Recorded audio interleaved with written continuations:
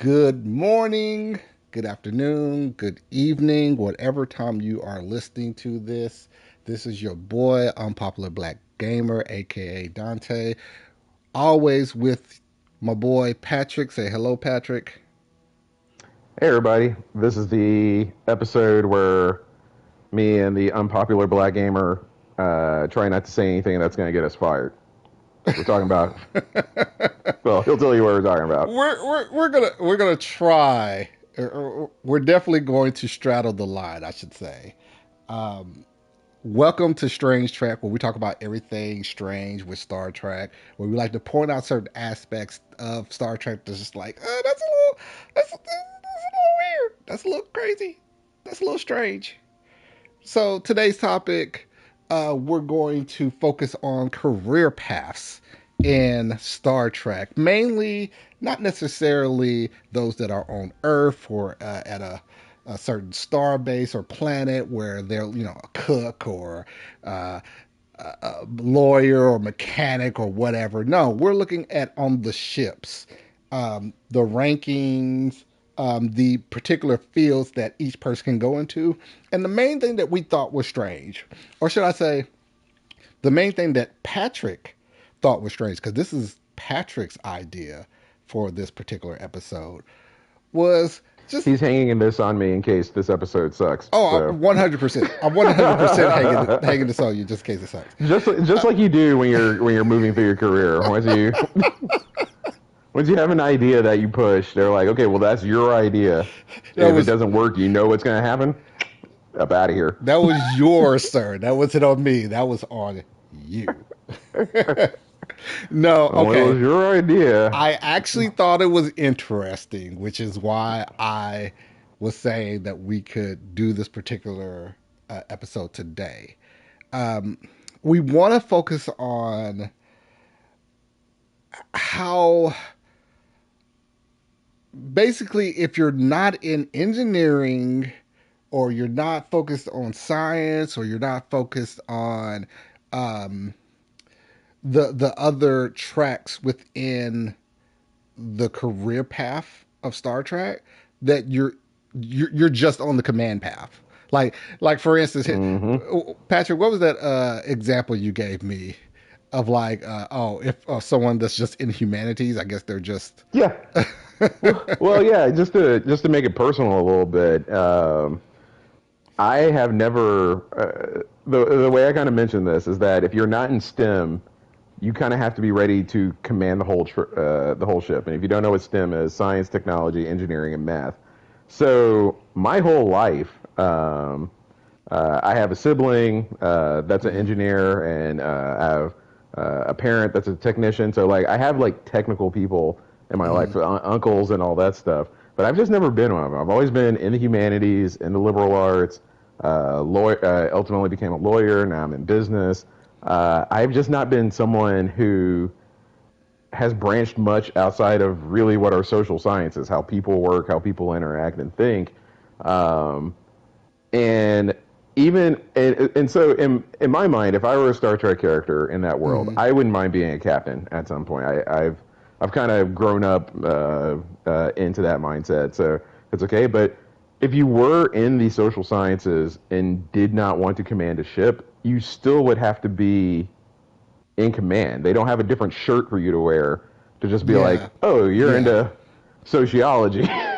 Oddly enough, they have one for psychology, but I guess Troy could be a psychiatrist. I don't know, but yeah, if you just want to be a lawyer, you got to be ready to take command and fight the Romulans as well, even though you just wanted to, learn what a tort was, right? And even by that right though, like okay, let's look at just like our career paths right now. Like I'm in finance, you're in the what? Ooh, Business strategy. Yeah. okay, there we go. Business strategy. I was about to say I was about to say lawyer, but it's like no, you are a lawyer, but that's not what you currently do. Um, Right. so like just looking at our career paths, number one, I'm already xed out of this universe. Like uh, there is Well, but no. are you? I don't know. So um just to let the unpopular explorers know, like we do have a topic on how the economics work in Star Trek, and Hmm. that will be one of my thought processes when we're like researching that particular area.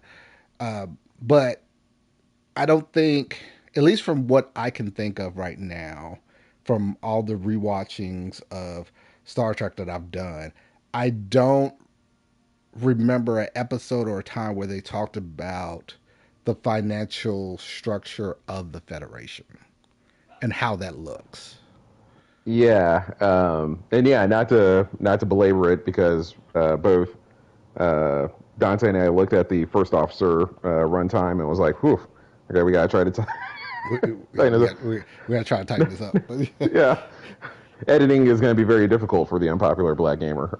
mm, So not to get on too much of a tangent, what I've always understood is that they have Federation credits for dealing with species like the mm-hmm, Ferengi who mm-hmm, still have money yeah, and they still need people who understand like how that works. So if you're in finance, accounting, and things like that, it's just that it's obviously not something that's federation wide. So it's not something that like everybody's doing, which I can't imagine how but interesting that would make you as a person. but But I definitely well, wouldn't work on a ship though.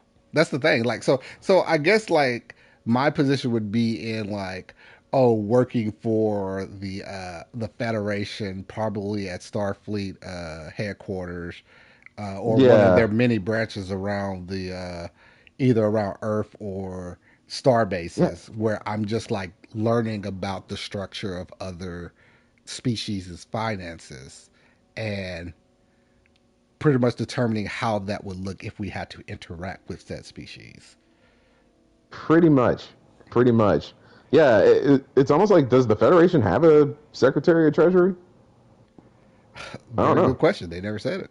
So, I mean, we were, and on one hand, I would be like, yeah, I would assume they do. But also on the other hand, I'm just like, maybe not.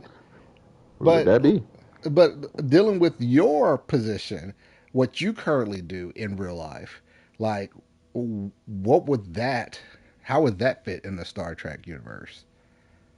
I think would still default to command. It's just You instead think so? of I think so because I think I'd still be a strategist at my core.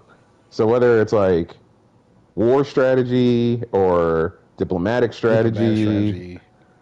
yeah, or really like looking at the organization as a whole and making sure it's functionally like operational strategy type stuff. I think I'd still be working on stuff like that, even though my current role is like how does one company beat another company or get customers to buy their products and stuff. I wouldn't be doing any of that. Strategy is such a ubiquitous topic that I think I'd still be in that role, and I think that means I would absolutely still have to be in command and would Well, want to work with admirals and I don't. captains and things like that. I don't think. I don't. I don't think so fully. I guess as far as which uniform you would wear, it would probably be the red one if we're looking at TNG onward. If we're looking at the Yeah. original series, you'd be in yellow. Um, What color would I be in the Monster Maroons? I don't know either. I'm just messing with. I'm like, I've never what? been able to follow that one. All the colors were the same. It felt like no, that would. So And I guess I would be blue because that would be the mathematics blue. area. Well, that's if you're your your current financial type thing. Yeah, well, I guess so. Yeah, Is finance math? I guess finance is math. It really finance is only math. is. Yeah, I Come guess on, that's where the come on. economist would be. All the voodoo math that's been created for anything dealing with financial. Have you bought a home before? There's a lot of voodoo math dealing with buying a home. I have not bought a home, but I did start my career around the financial collapse. So yes, I understand that there was quite a bit of math on stuff that doesn't exist out there. You're and right just about that. and just a bit of I think the context, economist would be there as well. they would. But just a bit of context. I use the term voodoo math at work all the time when we discover something that we need to learn about for a particular client that we haven't really touched on before, or probably need a refresher on. And then when I learn about it, it's just like, oh, here's the equation of how you put this together and how you be able to calculate this for a particular client. It's just like, what the hell? This is some voodoo math right here. Just some equation that someone a long time ago put together just to make this more difficult than what it really should be. I call that voodoo math.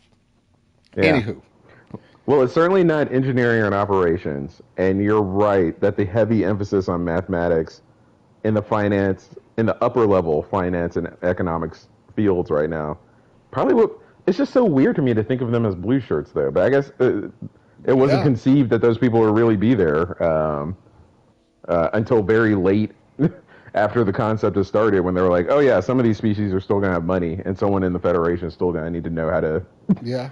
deal with it." Because I can't imagine that every species that's within the Federation has eliminated some form of financial bartering system on their planet just because they're part of the Federation. Well, even then, if you wanted to deal with the Ferengi, who were supposed to be the original bad guys in TNG, right? And Mm-hmm. you wanted to pay them off or buy them off, you'd still have to have some concept of what a lot of gold pressed latinum would be, and which means you would And need some yeah, sort of understand. how would that equate to Earth Federation credits? Yeah, Yeah, yeah. Otherwise, you're just gonna sound like an idiot, right? You're gonna basically. sound like Doctor Evil, $1 million, right? Like, don't know what that means. But okay, but the crazy thing about the career paths within Star Trek is just like, how somebody that's in engineering all of a sudden gets along the command track, or Mm-hmm. someone who started off as purely a scientist, uh, like strictly purely a scientist, like Admiral Janeway. Um, Yeah. like she started off in the science track, and she's shown countless times of her prowess in scientific endeavors.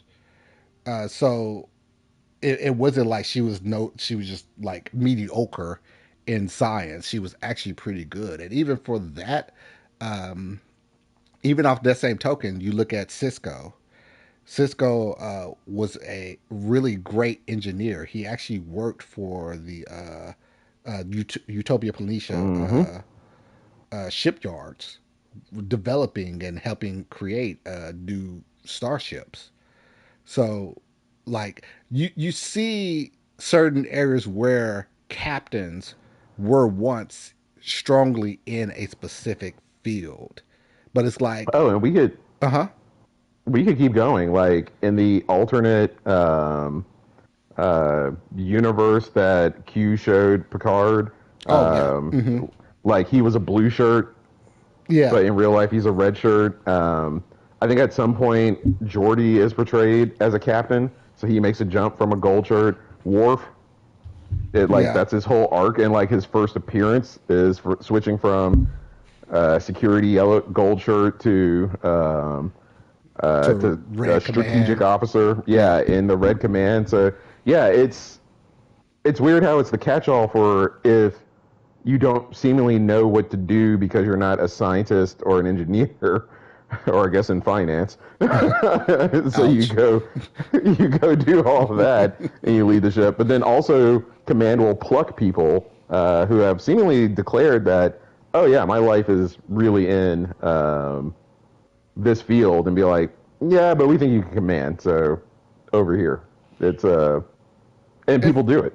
and as I think about this, I'm like, I believe we had this conversation on like my fictional Star Trek character of how, like, if I were thrown into the 24th century in this particular universe, like, what would my life look like, and what direction would I go? I would more than likely definitely go into Starfleet, and would probably want to go along the lines of being an engineer, and Mm-hmm. go into the academy as an officer. I wouldn't be a listy. I would definitely want to go into the academy, come out as an ensign or whatnot. in engineering, and hopefully, like my ambitions there would be to like be chief of engineering, and I probably wouldn't even have the thought in my head of wanting to be captain of a ship because I would be all into maintaining or making the ship run better, kind of like how Jordi LaForge was, or even to that extent, Belana Torres, how she was. And I probably wouldn't have that interest of wanting to lead. And it would probably take a certain commanding officer to look at me and be like, you know what, you could probably make a great captain and Yeah, push me in which is that what happened to direction. Cisco, like you said. Yeah, yeah. Which is also interesting because, um, as you say that, which by the way, thank you for sharing, contextualizing that, because basically you're saying you'd be a gold uniform, Mm-hmm. and then someone might notice and be like, "Hey, do you want to be captain?" Which I assume you could say yes or no to. So there's still like I assume there's still some agency there. I'm Um, sure you could. yeah, but then the first time we meet Jordy, and then Picard says later the reason why he hired Jordy is because he mentioned an engineering problem with the shuttle and he stayed up all night to fix it and stuff. But he was a red shirt when he did that. Mm-hmm. And so it's just like he was in the command career path starting out. So I'm also Well, for Jordy though, he was a good pilot as well because that's what that's right. The pilots start out in command for some reason. exactly. The pilot Yeah. apparently being a pilot is the command track, which is the strange part of it. I I guess when Gene Roddenberry and his crew like put this together, there was just like there could only be three areas Right. that they could like fit into. We'll take all the liberal arts kids, and they have to do command, no matter Basically, what their passion are. And we'll take the pilots. It's the liberal arts kids and the pilots. They have to do command. Everyone basically. else can either be in the sciences or engineering or ops. Well, oh, that makes it weird too because now you have operations. That's And also in the gold shirt. And this is a crazy thing because operations is okay. So what's all in the gold shirt? So it's like I say yellow shirt, but like I guess it would be more considered gold. Uh, so you got security, you got operations, engineering. Uh, is that pretty much all that's Yeah, in the gold? I think that's which actually goes going back to the answer that I gave earlier about being in the red shirt. If my thing was operational strategy, or if that's what I was assigned to, then I guess I'd be in a gold shirt for part of my career as well. Um, so just to amend that answer, I'm looking For up the that's if notes that. you're, but operations that's different. So operations is still kind of engineering style path. But Mm, they pretty much, as I understand it, I should say, they pretty much specialized in maintaining and operating the full ship and not just. Well, no, see that doesn't make sense either because I could see engineering being the same way. So it's like I yeah, really think operations is just an extension of engineering. that's interesting. But Data was basically the chief operations officer of the Enterprise, and he wasn't just engineering. He was also watching like what shuttlecrafts were coming in and out, Yeah, and how much resources was left on the ship, that's whatever it was true. that they That's needed, true. which is a very But so for context. Unpopular explorers. I have an MBA as well, and so the way they talk about operations, at least at the MBA program I went to, was very much in line with what Data did. And earlier in this chat, I was like, "That's red shirt stuff," but then actually in the show, it's gold shirt stuff. I mean, So it's pretty much the same thing. I went. I mean, my degree, even though I'm in finance, my degree is in aviation operations.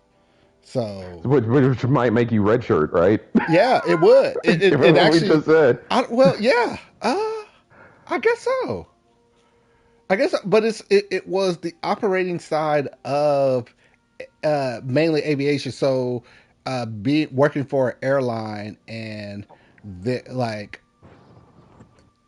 okay, actually, it's multiple areas. So either working for an airline and putting together like their flights and everything, and how that looks, and then how much money you're going to make from this flight because of how many people that's going to be on there, and then the amount of luggage, the weight of the plane, all Mm-hmm. that stuff, like pretty much all that, putting that together, and then there was also the aspect of working for an airport in their operation side, and their operation side like touched on everything. I did an internship with an airport, um, and it touched on everything uh, dealing with the airport, even to the fact of like growing the airport and figuring out what type of restaurants they're going to add to the airport. So And I say all that and say, hey, that is a good real world comp, which we'll probably get to other ones when we talk about promotions later on. But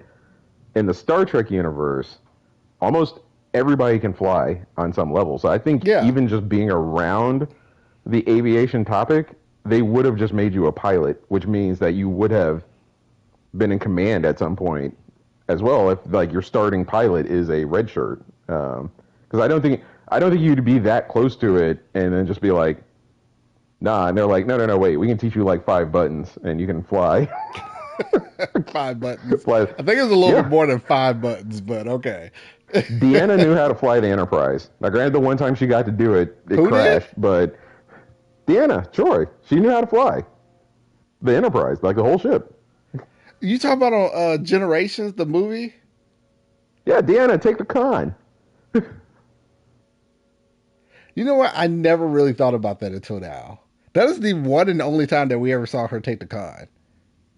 Yeah, apparently she knows how to fly. They just never had to do it before, except in the one situation where it was totally impossible to save the ship. Or To her credit, or I don't think she's a bad pilot. I just think there was nothing they could do. They'd been hit by several photon torpedoes at that point. or the relief officer that was like the next in line to take over at con was like on deck 30 somewhere and wouldn't make Right. it in time enough for what the situation they were currently in. So, um, Also, now that we're talking about it, weird decision by Riker, who is apparently a top-notch ace pilot, to be like, hey, boo, you take the con in this yeah, situation. that is I'm not crazy. hanging the Enterprise That crashing is on my crazy. Riker. Because even like in that effect, like when was it Captain Jellicoe that took over, Yeah, exactly. and Geordi was a great pilot. He even Jellicoe even pointed that out, like, "Hey, you're a great pilot. Can't you fly the shuttle?" And he was like, "Yeah, I could, but you know who's someone that's even better than me." Uh, which is actually like a strong admission to say like, "Oh yeah, I'm a great pilot, but there's someone even better than me." Because Well, but he had hung his hat on engineering at that point. that's So there's true. always like that That's true. self-identification of like, because I guess that's now that we're I guess to the philosophical part of the conversation. As much as you self-identify in your career, if you identify more as an engineer than a pilot, I don't think you'd ever hear Jordy say, "Oh, Riker's a better engineer than me." He'll gladly be like, "Oh yeah, he's a better pilot. I'm a great pilot, but he's better than me." But once you step in engineering, I'm fixing everything. There is a certain level of humility when it comes to what you do, and you have to. I feel like the best people are the people that know their limitations or know when someone's Mm-hmm. better than them in a particular area, because you're not going to be great at everything. Like it's impossible for you to be great at everything. There's going to be someone that is better than you are. So being able to identify that actually really actually makes a good captain. I mean, Yeah, if we I'm talked about being that in the first officer episode, yeah, somewhere in the middle of that 3.5 hours. we're not going We to talk cover about that that. because I still haven't even gotten to the point of even being able to edit that, and I'm not looking forward to it.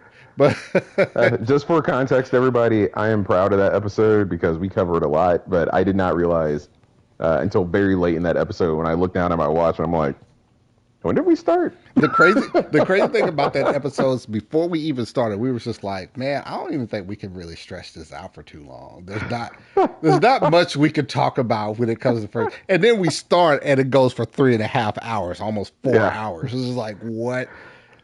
What happened? One eternity later. Anyways, So, getting back to our hmm topic. So like the limitations that you have, you do need to be able to express that. And I feel like, well, not only just that, but also seeing certain aspects, like from a Commander Cisco, for instance, uh, hmm whoever that commanding officer that saw that aspect within him actually saw, like, okay, no, you're a great engineer, but you're even better commanding officer. So let's get you I just into this area. what I don't totally get for the people like Janeway and Cisco Uh huh. and the other people that we're talking about, even Spock to a certain extent. I think Spock becomes a captain at some, He and he's does. also first officer and science officer at the same time. So that's a We're, confusing thing as we're going to well. get into that, but keep going. Yeah. Okay. Once you declare, at least from my point of view, the people that I know right now that have declared a passion for STEM Mm-hmm. um, don't seem to want to leave it to be the head of everything. Like they don't mind being a department head, having some people under them and things like Mm-hmm. that, but like tapping them on the shoulder and being like, "Hey, you can be CEO if you want. We really appreciate it." They usually look at that as like, "Oh, things get really political. I got to deal with a lot of different personalities. I won't Yeah. really get to do Yeah. the engineering or the mathematics or the thing that I really like to do anymore." And they kind of go like, "I'm good here," kind of thing. But they don't do that in Starfleet. So I'm kind of like, do people go into some of these more STEMmy operation security paths still thinking that they're gonna be captain, or do they do it because they want to do it? Like the whole society is premised that everybody just does what their passion is because they're post scarcity. When we get to that in the future, I but then if someone says, you know, you could be a good captain, they're just like, okay, well, screw engineering. I never really cared anyways. Let me I let me get think into this. I think the best person for us to focus on when it comes to this would be Deanna Troy, Okay. because for all express purposes, she wanted to be a counselor. Like she was, this is basically what she was born to do, and like that was the main thing that she only had like a full passion for, is being a counselor, helping people get through their issues, to be a functioning member of society. So it took a situation that occurred on the Enterprise where she was technically forced into commanding. Is that the Real, disaster episode? yeah, that's a disaster episode. Okay.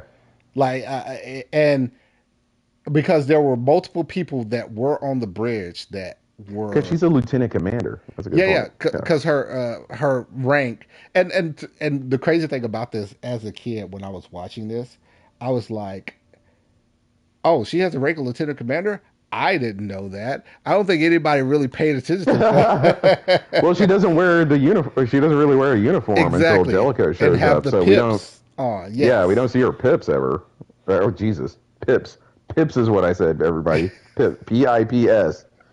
Oh God, I'm I'm, canceled. I'm not I even going to quit. touch on the fact of what I think you think you just said, but we're just gonna move forward. It, it was just the sentence structure that I said it in. The funny thing is, I'm gonna go back to editing that, and I would just be like, and I would probably die laughing when I hear that. When Uh, you hear it, you are going to laugh because as soon as that sentence left my mouth, I was like, wait a second.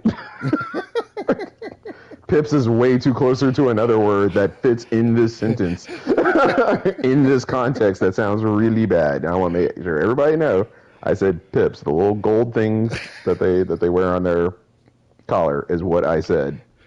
100%. so All right, you can continue. before then, you didn't know what rank she was until O'Brien pointed that out. Well, she holds the rank of lieutenant commander, so Yeah, she because I think is. she's only Uh in a huh. Starfleet uniform before then at Encounter at Farpoint, like the very first episode, which I was like 3 years old for, so I didn't see until I was like 12 or whatever. Yeah, I don't know how you would know what her rank was, and it never mattered.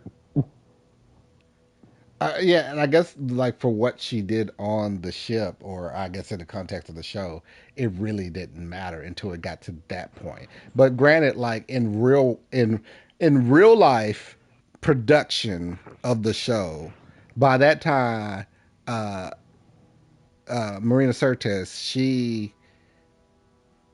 she pretty much approached the writers and everybody saying like she wanted uh, more for her character. Like her character needed to be more than just this person that blurted out these random things. And like if you ever go back and like listen to some of her commentary of how she felt like her character was from like seasons probably 1 through 4, she'll tell you like she sounded like a brain dead woman, just blurting Yeah, out random stuff. because functionally speaking, tapping into my and I'm a nonfiction writer, so I know the fiction writers probably will have better detail on this. But if you think Mm-hmm. about trying to create drama, if you have a person who has a superpower, which she has, to know what even people in the other ship can feel and think and what they're about to do, then Mm-hmm. there's no drama. You'll just always be ahead of the action. So either she can't know what they're going to think and do, Mm-hmm. or she can't sense it, or they have to disable her every episode. And that just leaves her basically useless until there's a reason for her to say, oh, I'm going to use my superpower now to say they're about to attack us. We need to raise shields or whatever, right? Um, so she's totally right that the only way you can basically maintain drama in the episode is to make sure she never uses her superpowers, which at that point is like, why do you give it to her? And you have to make her look, no offense, dumb Dumb. or Yeah. useless Yeah. in order to make sure it keeps going.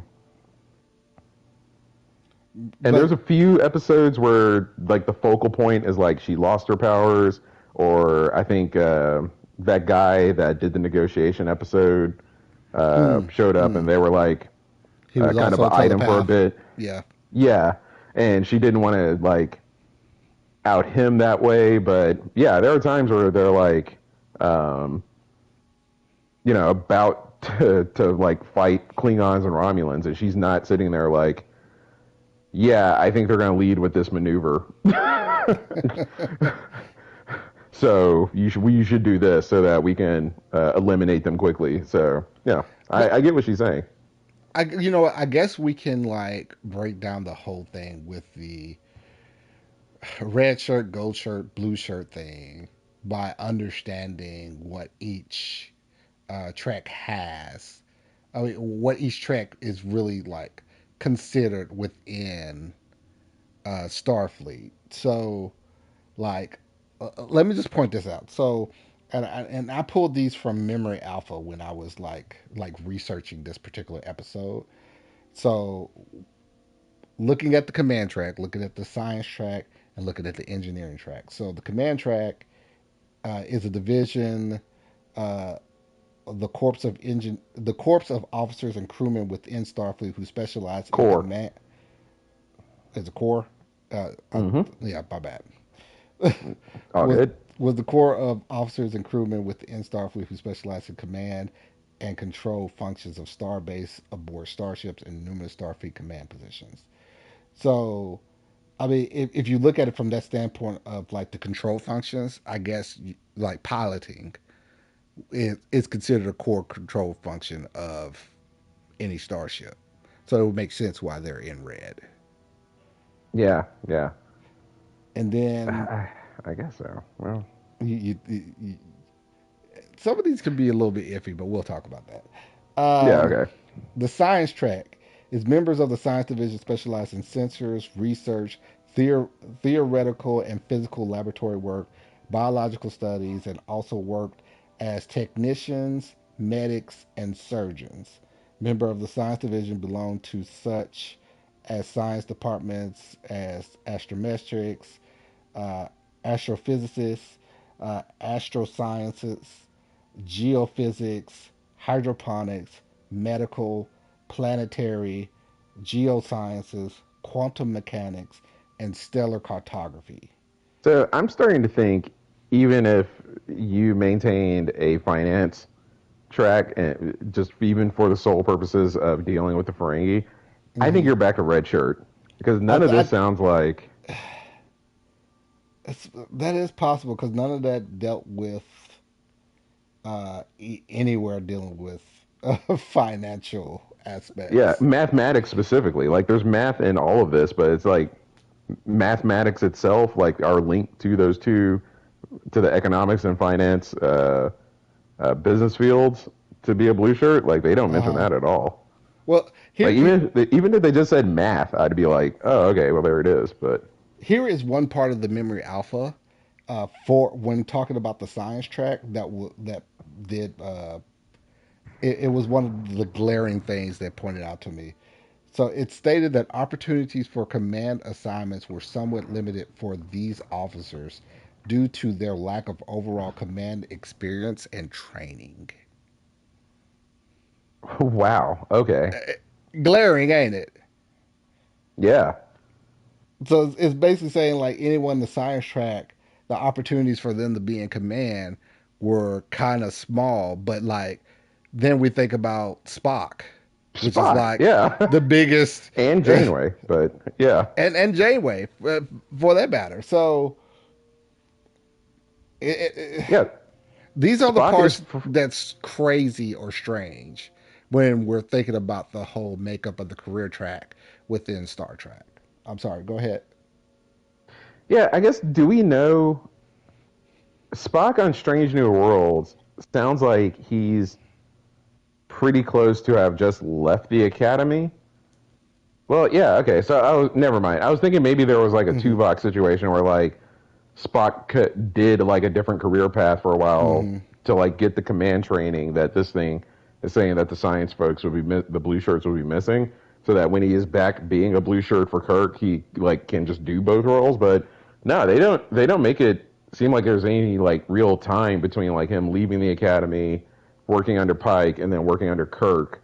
Um, to pick up command, and then he becomes a captain. I Yeah. think it's somewhere along the line. So, oh, I, okay, that is when looking at the unresolved. Vulcans, I believe their species lived for well over 200 years, 200 plus years. I Yeah. want to say what 250 or something like that. Mm-hmm. So the idea of it, Tuvok was considered and crazy for those that don't fully know from the Star Trek Undiscovered Country movie, like the actor that played Tuvok was in that movie. So He references that in in Voyager, yeah, because I think he left Starfleet for what, like 90 years or something yes, like that. and so they Yeah. used that. They basically used that as, oh no, that officer on there was Tuvok. That was Tuvok. Yeah. So it's kind of like basically a little minor retcon, really. And so the Yep. idea of Tuvok's character was that at the time of the present day in Voyager, he was almost into his hundreds. Like Yeah. Exactly. he was considered pretty old. But Spock was in the time of the original series was actually considered a younger Vulcan. Yeah. So Yeah. So it wasn't like he had just gobs of life experience yeah, that would make him equal to having command and science experience because he's on like his 16th passion in a exactly. career. Which I also pointed out in the notes because I asked this question in the notes. What do we do about like the like really long lived characters, the Lanthanites, Pelia, Mm, Strange New Worlds? Like, mm, she's chief engineer, but I'm also like, well, mm-hmm. should she be more than chief engineer? Because she seems like, because I can't remember what time that one episode that was not the best episode of Strange New Worlds was That we're set not in, going to but I ever think it talk was like, about. That we're not going to ever talk about. Not going yeah, to ever talk exactly. about. It seems like it was set in like the 2000s, so she's been around for a while, and I'm like, oh, but now you're just cool being chief engineer. So yeah, that's a whole different aspect to your point there. But yeah, the science folks jumping into command is not straightforward, except for again, Lieutenant Commander Troy, Hmm. Well, the who, aspect of what's her name, Palia. The yeah, hmm I can never get her name correctly. The aspect of her character was the fact that like because her people live so long that they end up doing a multitude of things throughout their whole lifespan. So it's not they're not just siloed into one particular area. She sounds like she has a lot of knowledge in multiple different areas of the universe. So she could technically at this point pretty much do anything. So Uh, why is she an admiral? That's kind of like the point of my question. like she's just chief engineer of the Enterprise, which is a great gig. It like Scotty loved that gig and explained why, but I'm kind of like, seems like your personal firsthand knowledge of history alone would be a great add to being an admiral, but you're a commander in Starfleet. I think she's a commander. Chat will well, correct me if I'm wrong, I mean, but but also at the same time, then you could say the same thing about the Trill and their symbionts. Like that's a once very good that point. person becomes joined, they have all these multitudes of life experiences. Why shouldn't that like if that and let's say that that person was an ensign when they were first joined? Why shouldn't that like press them up to become a commander? Like they have way Yeah, more experience than any of the other commanders. And that's a very good point. And I know you haven't pivoted us to the promotions conversation, so maybe we won't what dive totally into it. Notice how disciplined we're trying to be on Popular Explorers in this one. we're But trying like, to. yeah, that's a really good point. Like Dax, I think is like a lieutenant at the start of the series. You Yes. could have argued Yes. that she should have maybe outranked Cisco with everything that Curzon and the other host gave her. So I I don't mean, know. That it's a and by that same degree, she kept like Cisco kept telling her, like kept saying to her, "Old man." He kept calling her "old man." Old man kept coming to her for loads of advice throughout the whole yeah, series. So, like yes, to a certain degree, she could have been like a commanding officer. yeah. But then we even get to see it in the most BS of ways. But we got to see it because when it switched over to Esri, it was essentially a demotion for the symbiote. She was back to being an ensign, and it's just like, okay, well, that's kind of interesting. All that knowledge is there, but we're not going to use it because this individual person, needs to take orders for Yeah. for a while. So, Now the yellow shirt or gold shirt um, is the area that I yeah, let's just go was back and forth with it. Let's not struggle with gold or yellow. Let's just say whatever comes to mind. gold. Yeah, uh, okay. okay, what I found interesting here was there's a few tricks within this particular one that um, made it kind of weird because you got the engineering track that are hmm all in yellow, but then you also have other aspects like security that's also in yellow. And I'll add something that I remembered. I did not go back and look up what episode it was. Maybe you'll Hmm. remember. Um, I thought it was weird that you're a security person, and then, geez, I keep bringing up the promotion stuff, and we haven't gotten there. But once you get to admiral, I thought everybody flipped to red because you're an admiral. But there was a Deep Space Nine episode I thought that had a yellow um, suited admiral because he was the security admiral. Like they had maintained that Oh, um, that's interesting. through there. You know what? And I hadn't Keep. really thought about that up until this point. So you're gonna make me. And I'm rewatching Voyager right now. Oh, So, that's cool. oh, you're gonna make me pay attention to that when we get to that part. And I believe that's like Yeah, in the fifth or sixth season. I'm gonna try and look it up right now to make sure I'm not wrong here on Al Gore's internet. Well, but But man, I this part of it made it difficult for me to point out the definition for the gold or yellow track side of because you had the engineering track and then you had the security track as well. So, and Mm-hmm. even by that extension, if we're looking at the science track, that I was even able to pull up like information on the medical track as well. So this is the part that is the confusing, strange part of Star Trek. So there's only three colors. There's only three main symbols that shows what side of the what side of the Federation career path you're on. Maybe maybe that is the most confusing thing about picking your career track is why is it just three? I guess what I get for TV, it makes the real world explanation is like Mm-hmm. TV, it's easier to follow, Mm-hmm. not too many colors on there. But if there was like a real Starfleet with like all this total knowledge of all the careers that have been and aren't needed anymore and all this stuff, would we just look like a Rainbow Coalition, No, like the Power Rangers? I truly think within this particular realm, if we're looking at it from real life, pretty much just how it is right now. Like there is no difference in the colors. It's just the uniforms are pretty much all, uh, for lack of a better term, uniform. Mm-hmm. Um, and you have your rank, which is depicted off of like depending on what branch of the military you are, depicted off the pips that you have, and there's nothing that like you have on that indicates what you currently do unless you're like in the Air Force or even for that case the because really not just the Air Force, the Army and the Navy also have pilots in concern, and they'll be in a pilot uniform. So Oh, I see what you're saying. Gotcha.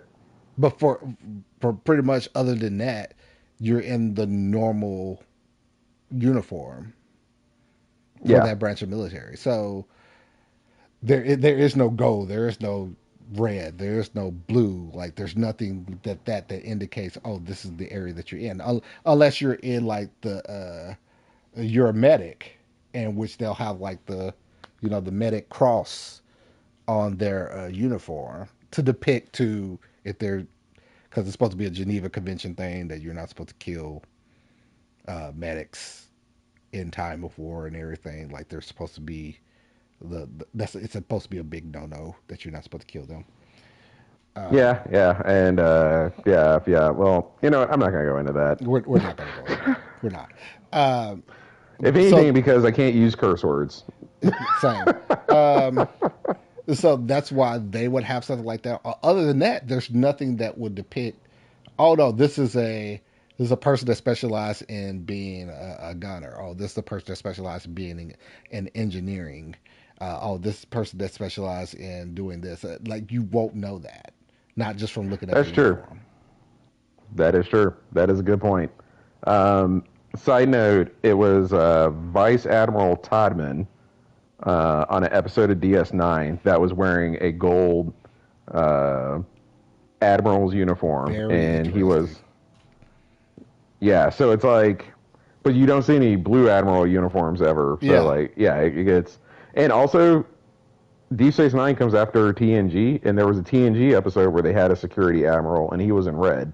So like, actually, you know what? This makes me want to think whenever they show the medical. What's the name of the head of the medical for Starfleet? Because they even stated that's where Beverly Crusher went for that year that Pulaski I was. honestly think they only refer to it as the head of Starfleet Medical. I don't know. Yeah, yeah, yeah. And but I would believe that whoever's the main person over that, even if they hold the admiralty rank, that they would probably be in a blue uniform as well. Yeah, yeah, And by that same account, the person who is the head over the Utopia Planitia, the Utopia Planitia shipyards, that person may be in a gold uniform. yeah. And him being a vice admiral, Admirable. Jesus. Admirable. That's What is close. happening with us in the English language right now? Him being a vice admiral, maybe there's just like a certain because there's stratification within the admirals. Maybe there's a certain level. Like once you get to be full admiral, you have to be redshirt, but you still rock your division when you're rear admiral and other levels. I'm not Yeah. sure. Well, I think this is a good segue into the ranks within the Federation because those are also weird as well because you have your enlistees and then you have your officers and even within the officer ranks like it really seems like uh, you can jump certain ranks if need be by like either a Hmm. field promotion or something special happening and then you have your admiralty ranks as well. So, but like the crazy thing that you and I talked about when discussing this episode before the stream happened was that in real world military, and this is also straddling the line of whether Starfleet is a military or not. Which wink, Foreshadowing. wink, wink. Yeah, wink, Exactly. wink. That's Foreshadowing a future future episode. episode. Um, in the real military, there are prerequisites that you need to have in order to go to that next rank.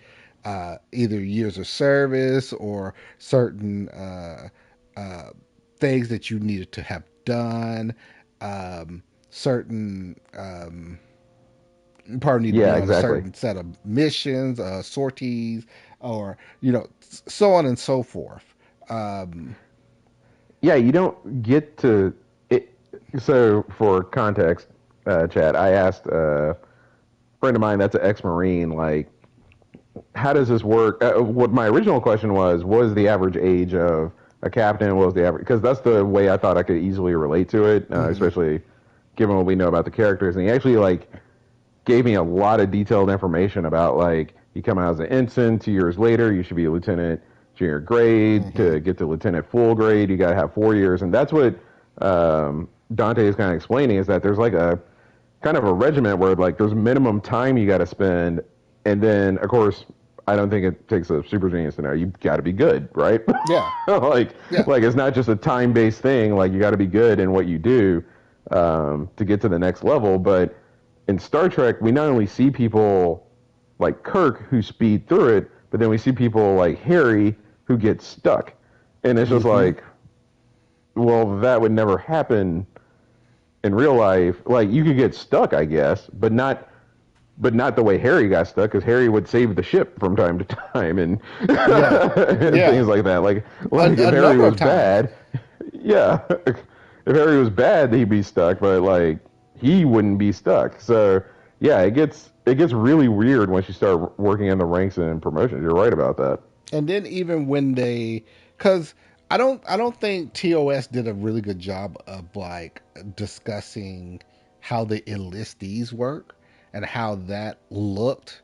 They always focused on mainly the officers, and granted, like they did have uh, uh, certain titles like yeoman that were Hmm. there, uh, but it Well, that was was TOS. that's why I was. Did I say TNG or TOS? My Yeah, you apologies. said TNG. Yeah. My Okay. apologies. I was referring to TOS. My apologies. Okay, makes Um, sense. like they didn't like really touch on the enlistees rank, but TNG kind of touched on it with, especially with the creation of Chief O'Brien, You're um, right. and really Who was a even red with shirt that flew the ship as well. yeah, So I and don't even know if crazy. you have to be an ensign to do that, but That's the part that's crazy with Chief O'Brien is that one, his pip changed multiple times throughout the series hmm to depict what type of rank he was as an enlistee. And really, in the beginning, they didn't fully know that he was an enlistee or not. And I actually, now that I'm thinking about it, I need to go back and like rewatch the breakdown where they talked about like Chief O'Brien, how his character came about because uh, I don't think they did they always refer to him as Chief, even when he was like, I'm trying to think right now because early on they shouldn't have, because that yeah. means he would have been a chief for ever. Like, Well, was he okay. ever not a chief? Granted, okay. Let's. This is a good time to point out like the levels of the enlistees. So, uh, in the enlistment track for Star Trek, you start off as a crewman, and then you go into the petty officer stage where there's three stages. So you have petty officer third class, petty officer second class, petty officer first class, and then you go into chief petty officer, and then you go into senior chief petty officer, and then master chief petty officer. So Hmm. I guess within that particular context, you could say that when they started calling him chief, he was a chief petty officer. And he could have been a master chief by the time. For Halo reference, everybody. He could have been a master chief by the time he was on DS9 running ops. Um, See, I guess that tracks. see, but no, actually, what I think it was for Chief O'Brien when he was on the Enterprise, he was a chief petty officer, which is why they refer to him as Chief O'Brien, But Chief keep in O'Brien. mind, he was in the very first episode. I think. I think he was He in the Encounter he at Farpoint was, and episode. I'm trying to remember if they called him Chief during that episode because they never referred to him as any other type of rank Yeah. unless they just said O'Brien. Well, that's the thing. I think he was just O'Brien. Then I don't know. I'd have we'd have to do a rewatch. I think to catch the first time he was called Chief, or maybe it's on Memory Alpha, and I just refuse to Google it at the moment. But because sometimes kids not remembering the thing is more fun than getting an answer. It is. Uh,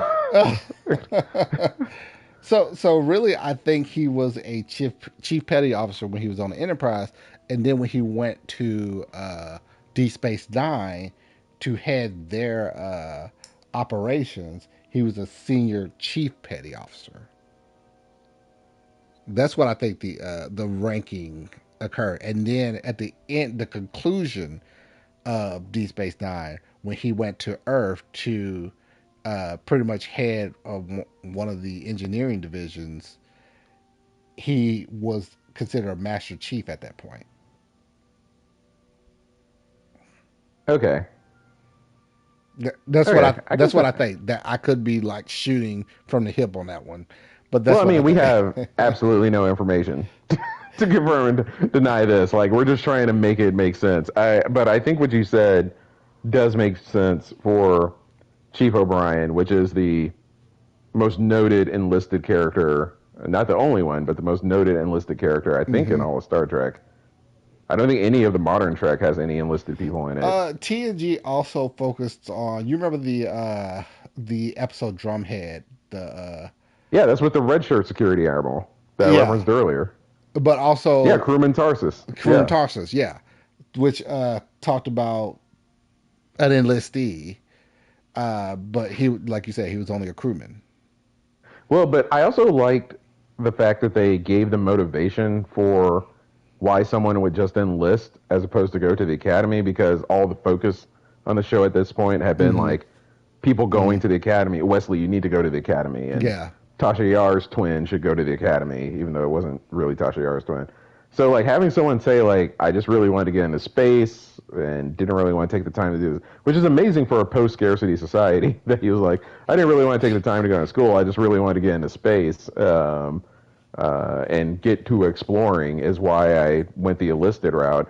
Um, I think that's the only time in Star Trek I've ever heard anyone talk like that. Like, oh yeah, your enthusiasm to actually just do the thing could outweigh studying the thing before you do the thing. which So, makes me also wonder O'Brien's character, why he went the route of enlisting and not becoming an officer. would have been a great thing for them to explain to us at some point, given I, the numerous opportunities the crazy that they thing had. is, I Instead, they think they tortured might him. uh, a multitude of times. Uh, I think there might be an episode or two where they did touch on that, but I just can't think of it or never thought of it as like something that I really need to pay attention to. So it was one of those glossed over things. Oh, So gotcha. it's a possibility. I'm I'm I'm blanking right now on whether that is the case or not, but I am kind of leaning more towards the fact that they probably didn't touch on that. As much So, Star Trek that me and you remember, and you do a rewatch of like everything every year, and I do a rewatch of most things every once in a while. I hmm think if there was ever that much backstory given on them, one of us will remember it. But anyone listening, just drop it in the chat how wrong we are. Um, and you can say how completely wrong we are. Um, yeah. I'll tell you one thing that's cool. mhm. Another noted enlisted person that we've seen is Worf's dad. Oh And, yeah, they and did. Yeah, you're right. yeah, and in hmm one episode, I think it was the one after he had been dishonored for the first time, first hmm of many times in Star Trek, First of many. and he was, yeah, and he was talking about the fact of how proud he was that like an enlisted man like me raised an officer, and like, Yeah. oh, my son is an officer. And the funny thing is I can't remember. It was sometime last year um, that a Marine sergeant's son had graduated and become a Marine officer, and he got to do. I'm sorry, everybody, I'm not from a deep military family, so I don't know all the terminology, and I don't want to disrespect it. But essentially, there's like a ceremony you get to do where they get their commission, and he got to do it, and so I got to actually see in real life like how an enlisted guy is so proud that his son ended up being an hmm officer, and it just made me think of that moment between Worf and his dad, where he's like, "Yeah, an enlisted guy like me, I raised an officer. I got an officer in the service," and it's like, okay, that's pretty cool. I think that's Yeah, another cool aspect of the enlisted officer dynamic that they preserved. which would have been crazy if I had actually gone into the branch of the military. I once tried to be in the Air Force, but couldn't due to like my eyesight was too bad. Yeah. But like my dad was once in the army. He went in as an enlistee. So Hmm. but I would have went into the Air Force as as a officer, second lieutenant. So I kind of I kind of have seen that a bit and how that looks. Granted, like it was two different sides of the two different branches of the military, I should say. Yeah. So it would have been different, but that is kind of cool. That is kind of cool to see. And Yeah. the crazy thing though, I would have gone in and be like, "Yeah, you were enlisted, but I'm an officer, so I actually outranked you."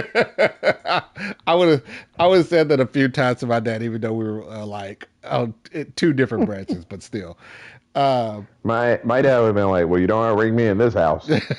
basically, such as a black parent would say. Exactly. That is exactly the black dad thing to say, and it would work.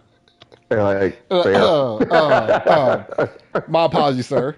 I do apologize.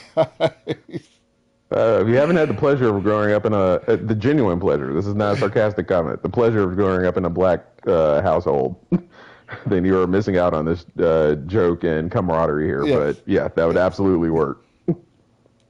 So we got the enlistees. Uh, so the officer track, which is probably the most track that we know about the most in Yeah. all of Star The only other Trek. thing we got to say about the enlistees, which Uh you huh. already said, is that all the yeomen in TOS were just there to be sexually harassed. That was Oh, pretty one much hundred their percent, 100%. main Especially to their oh my main god, goal. uh, different era, the '60s, totally different for any type of social justice or sexism. Uh, whew. Those So rewatches fortunately, of by the '80s, TOS, they had knocked that off a little bit. a little bit, a little bit, A little bit, it's not as much as it should have been knocked off for sure. you still see it, but like you could also see the biggest change within the production It there. was very clear that the '70s happened between the end of the first Star Trek Uh huh. and the beginning of TNG. So, Man. but but go ahead. You're about to move us to the officers. So the officer. So you have the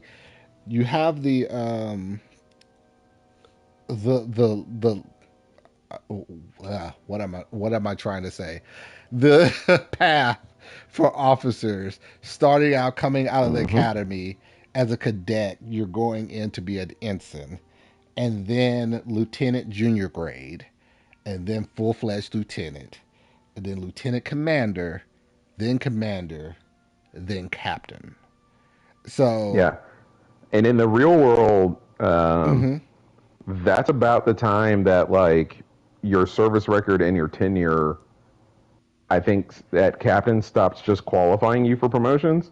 Like you can really top out a captain before in the real world, I think everything else is like Senate confirmable. Like you have to like have real deal political connections to get to. I don't know if that's how it is in the Federation. They've never really Oh explored it that wow. way, um, So it has to but be. yeah, my It's pretty much straight political beyond that point to get into the yeah, yeah. admiralty ranks. Yeah, you got to be a pretty savvy operator and have a distinguished record. Probably a relationship with the Secretary of the Navy, Secretary of Defense, Mm-hmm. and probably not a bad idea to have some sort of uh, congressional relationship. But yeah, that's where captain is where it tops out. Where like just your career and your merits, seemingly, and your tenure mean that you're going to go somewhere. Well, that's Which is interesting. actually kind of funny because in Top Gun Maverick, that's where they stop Tom Cruise's character. I don't know why I'm spacing on his name now, but he was topped out at captain. And it's like, yeah, of course, he would never be an admiral. Maverick would never be an admiral. Iceman could be an admiral, but Maverick never could. Well, that's huh. Well, that's crazy. I did not know that, and I thank you for bringing that up.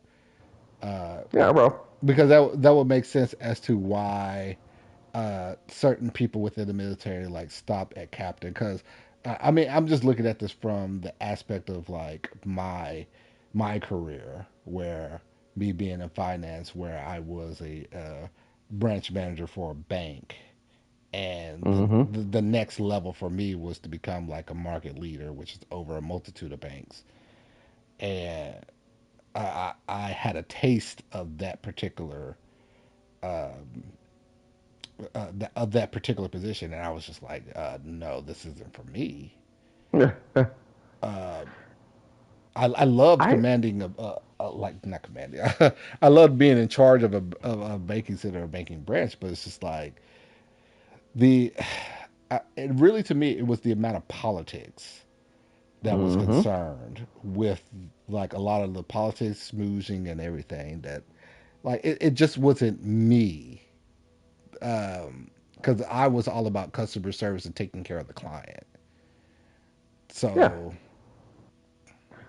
and I think for anyone that listens to this that is at the start of their career, maybe in the middle of their career, I think that's the one commonality that you can have regardless of what field you're in or what path you're pursuing is that at some point it's going to stop being about your job and start being about who you are really as a mm-hmm, politician. And I don't mean that in a negative sense, but like your ability to operate, gain support. mm-hmm, Because at some point, once you cross over, I guess in this case, into the Admiralty, you are discussing the disposition and allocation of resources, and that is all just political questions. And it doesn't matter if you're working at nonprofit or a church mm-hmm, or a Fortune 500 or whatever. At some point, you're going to cross out of the realm of like, boy, I really like doing my job and the function of my job, and this is what makes me happy. And then it's really going to be about your political skill. And I think that's what when my buddy was telling me about admirals being Senate confirmable, I'm like, oh, that's the test because you're crossing over from not just mm-hmm. are you good in the Navy and Coast Guard, but can you be good allocating resources, making cases to get resources, being that politician type, even though you're not elected politician, but like your mindset's going to shift. And really in that whole mind space, like I could see a lot of people getting to that point and being like that's just not me. I'm not that good at that, and Yeah, yeah, and I'm and pretty no sure, shame, no shade, and no yeah, shame. no Like, shade or no shame in that, mm-hmm. And I mean, it gets to that point, and it comes about. I'm pretty sure a number of people have heard this, but you get to a certain level within your job, and it's not about what you know; it's about who you know. Like Hmm. you could be the best at whatever you do, and somehow hit some type of brick wall where you're just not getting promoted. But Yeah. then it comes down to that whole: did you make connections? Did you get to know other people in other different lines of businesses? Did you get to know some of these higher ranking members within your organization that can know you and talk about you and knows the type of work ethic that you have? So that's when it starts to become a little bit politicky there. Yeah. Well, and also part of the politics that I've observed is even timing, just being the person that the organization needs Oh yeah, at the yeah, time to take yeah, the, and that's totally outside of your control because I mean you yeah, can't even know that. So you could be qualified, networked up, and all that stuff, but if like the skill set that you have and what they think they need at the time just shifts because yeah. of the economy or I don't know tariffs or a trade war or I'm not trying to get political here, but Or showing just up to the who Pope's funeral in a blue suit oh or yeah.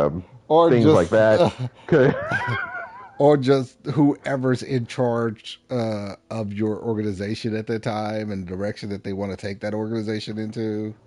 yep, So yeah, exactly. but in Starfleet, what I found so strange about the officers track is I really want to focus more so on Ensign Harry Kim, which I'm pretty sure Oh a man, number of people who've analyzed Star Trek have focused on, because it's like he came in as an ensign year one, and after 7 seasons, and I want to say 7 years, but like a multitude of years passed from within Voyager. Uh, After a multitude of years occurred, he was still an ensign when they got to Earth. I want to dig in on a little bit Mm-hmm. because they make it very clear that he basically got on a ship from San Francisco to wherever Deep Space Nine is supposed to be in the universe that we're in. And this was like his first Uh day, huh. his first assignment at the beginning of the show, and he's an ensign. At the end of the show, he's an ensign. And uh, I don't know. I am Yeah. someone who thinks about his career path quite a bit. I'm not gonna try and get myself fired here in case my employer somehow finds this, but like, it is often like relatively like I'm not gonna say pushy because I'm more respectful than that, but kind of Uh huh. pervy, ask the right questions about promotion. What do I need to do? What feedback can you give me? Who do I need to work with? What does the organization need to try to like keep the promotion steps going? And Kim does the very same thing and seems to never get rewarded for it. And I, I honestly, just given my personal experiences and outlook and things like that, Mm-hmm. I have a bigger bone to pick with Janeway over that than whatever she did to Tuvix. I Okay, just got like, that's how did you funny. not promote Harry That's funny. in 7 years? You gonna maybe come up with the episode. Which was worse, not promoting Ensign Harry Kim. Cam or killing Tuvix? Tuvix. Yeah, exactly. Well, the thing here, and they kind of explained this briefly. It was kind of like I call it an explaining away type Hmm. deal. Um, Which is what they do when they don't promote you when you should be promoted. But go ahead. or when the writers are just too lazy, they don't want to give a more deeper explanation as to why this is, so they just like Fantastic. do a quick explanation or explaining away. And Hmm. the thing was is that the Voyager is a smaller ship, had no more than 100 some odd people on board, and if they were in the Alpha Quadrant, which would have a different shuffling, like from time to time, ships will shuffle their staff. Some people will leave. New people will come in, and in those particular cases, uh, it would be like, okay, shuffling of staff. Okay, we need to look at the people who are staying and like put them in for promotions or see if they like will want to move to a different department, so on and so forth. So they explained that briefly by saying like, if this had been a bigger ship or if we were in the Alpha Quadrant, Ensign Kim would have been promoted a long time ago. Yep, and I noted it before show. Hmm. I will note it now. Insane explanation, wild explanation, Oh, like 100% BS. just total BS. Yeah. I mean, she promotes Tuvok. She, more importantly, because Tom Paris isn't supposed to be on the ship as the pilot. That only happens because a bunch of people got murked Yeah. in the first episode. He gets promoted to ensign. Not even Well, no, provisionally promoted like the Maquis officers, but he got promoted to ensign. no. See, you wanna let's go through the full lineage there. Okay. And granted, like I understand why she did this at the beginning of the series, because uh, Paris was once in Starfleet. He had Yeah, he was already Nick Locarno. gone through. Yeah. he had, but for this particular character, he had already gone through Starfleet Academy, graduated Starfleet Academy, and was already on the ship as an ensign. So it wasn't like he never made it through the academy or anything. So she gave him an arbitrary She rank. picked him up from prison. I mean, granted, it was She did. soft, kind of fun looking prison that I don't know. I guess you get rehabilitated One of at, those white but it collar was prisons. Yeah. Uh, very much so. I think but he was what, like picking flowers or something. but To pick him up. the fact that he had already been in Starfleet and already held a rank before he got sent to prison was a big deal. And the reason why she chose him, like grabbed him for that mission, was a twofold thing. One, he knew the Maquis structure pretty well, Right. and two, he was a great pilot as well, which was Which he why. shows during the show. Yeah. And really, Janeway pulling him out from prison was her way. Even if they didn't go into the Delta Quadrant, it was her way of trying to rehabilitate him. She really made Paris her pet project. Like Right. she wanted to rehabilitate him and actually bring him back into the fold. And for those who don't know, Paris is white, but we can. I'm just noting that for the Oh record. wow! Oh, you're gonna pull the race card here? We're gonna pull. Hmm? I didn't pull any card. I was just stating a No, fact. no card. Okay, all right, yeah, all right. I was just that people might be unfamiliar with the character. That's all I'm saying. Okay, great. Not like they can Google it or anything, but okay. I saved them a Google. Now they can look But up who Vice Admiral Todman so, is with his gold admiral uniform. but okay. So here's the interesting thing with Paris. So, uh, when she made him a full fledged officer on her ship to be assigned as the main pilot for the ship. I guess it's head of con or whatever they call that. Yeah, Um, is your top pilot a department head? Are there other pilots I that? believe he is. I believe they are. To be Oh, honest with you, okay. uh, Hmm. I don't think they ever showed that, but there are a number of pilots that are on board. So So there is like an air corps on I, certain like starships. I guess so. That is a very good question that we probably need to look more into. Hmm. But Okay. so he became a full fledged lieutenant, not lieutenant junior grade. She made him a full lieutenant. Two pips, none of them hollow. He was a full lieutenant. And it wasn't the provisional promotion that the rest of the That the Maquis crew Maquis got. got. Exactly. Yeah, it was actual Starfleet field promoted lieutenant. Exactly. And then he pulled the BS at the water planet of like if you watch the episode, you know what he did. Try because he fell in love with this planet. Never showed any type of love when it came to water, anyways, until this particular episode.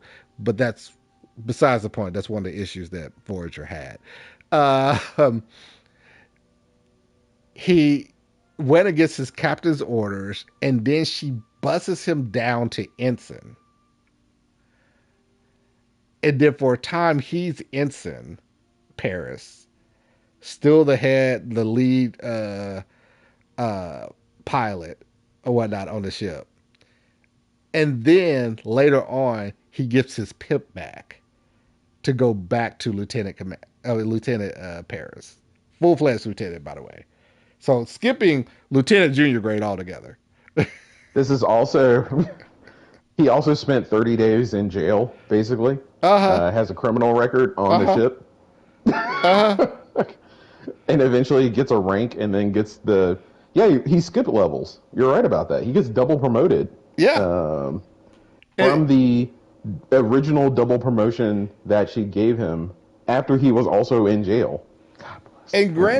and granted, this like Kim and Paris are like best friends at this point.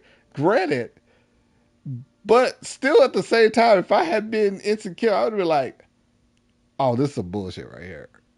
This is some straight. This is some straight BS." Like, oh, he gets demoted Absolutely. and then promoted back, but I can't even get a lieutenant junior grade pip. Like, you can't even give me that, Captain. And I just want to state another fact that Ensign Kim is Asian. Um, he is a minority. What So does that have to do with anything, Patrick? hmm? I don't understand. Like, what does that have to do with anything?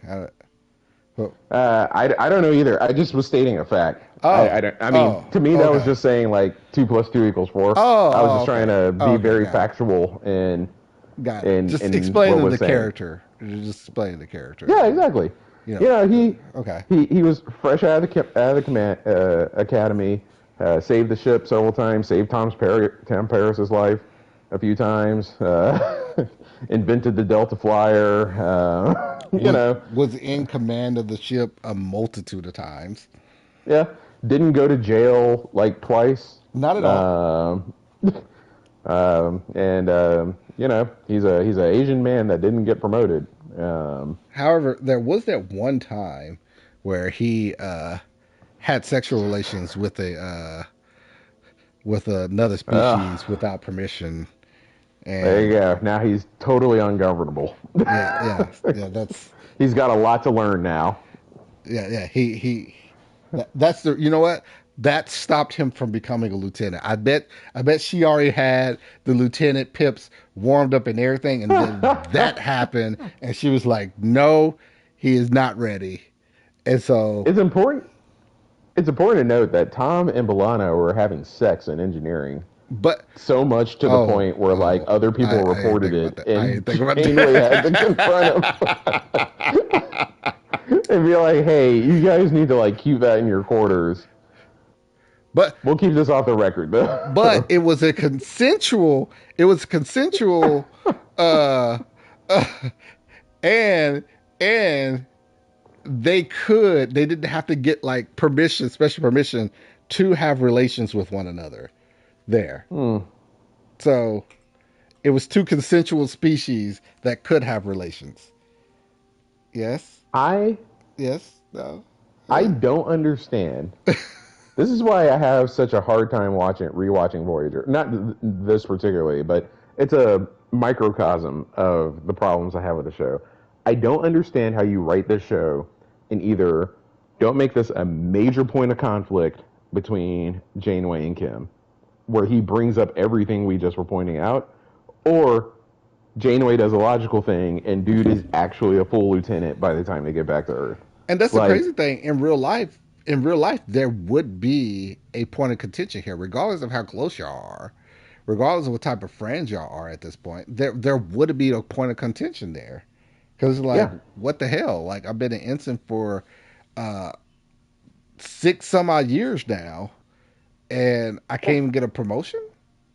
I would come in with a pad on the number of times I saved the ship. One version of Harry Kim got straight up murked and was replaced by Oh an alternate universe. yeah. So you Oh actually like I'm actually the type of person that would sacrifice myself yeah. for this Yeah. crew if needed. What do I have to do to become lieutenant junior grade? Like, what do I got to do? And they should Uh, be like, well, we're in the Delta Quadrant. I'm like, you promoted Tuvok. You promoted. you promoted Yeah. Tuvok. You promoted Tom Paris. Um, I mean, if we want to get fully technical here, let's get completely technical. I mean, you've made Belana Torres, who never even she was in the academy, but she never graduated the academy. You made her Chief and yep. complete lieutenant, chief of engineering, and I just get stuck at ensign. Yeah. And also, I have Data's job as one of your bridge officers. I am the Data of this thing. And Data's a lieutenant commander. I'm an which Yeah, could be a side topic that we talk about is how weird the rankings work in terms of leveling and what you're you know allowed to what? I do. have. Apparently, you can be the head of any of the areas and still be an ensign. Apparently, I guess it's just. Uh, I guess how you came out of the academy and if you were like top of your class or something could propel you to be a bridge officer. Um, which they showed in TNG how Yeah. that particular structure works, showing like the lower deckers, Hmm. and how that would look to even become a bridge officer. So I guess it just depends on what ship you're on. Yeah, every ship is different, and I kind of think of it. I've always squared it as like every ship is kind of like a football team, and there's different roles, and you for the more important roles on a ship like this and the mission we're going on, you want the senior people, but there's room for an ensign Hmm. that's at the top of their class to get experience if it's supposed to be a less important thing. Like, I don't think she was thinking she was going to go to the Delta Quadrant with an ensign ops officer when she set out on whatever mandate the original Voyager ship had. Well, yeah, Um, but that because being said, mhm, the choosing of your bridge officers is all left up to the captain. Like the captain, uh, really, unless you're just like, uh, well, I guess it could also be changed in that particular aspect as well. Like I was saying, unless you're just like you were the commander of the ship, and then all of a sudden, like something happened to the captain, and you ended up becoming captain. Um, yeah, then you don't. Then you're yeah, just inheriting what you have. But even that basically, would, like would in certain change. situations, you're inherited. But I think you could also move things around because it's your priority, it's your ship. Yeah, yeah. But that being said, I think Voyager would have been a much more interesting show if Janeway and Harry, after about season 4, would have had a real tough time with each other um, in various circumstances because It, Harry's an ambitious, hardworking guy. And honestly, it's kind of funny because Laura Dex actually makes him break bad when Harry Kim, that got a promotion from a different universe, yeah, uh, saw that the other Harry Kims didn't get promotions, and he totally broke that. And I'm like, that should have happened in Voyager. Voyager would have been a better show if Kim and Janeway had an actual like Cold War with each other over the fact that she's promoting everybody else. She makes Naomi Wildman captain's assistant, and she just got here. She's a little kid.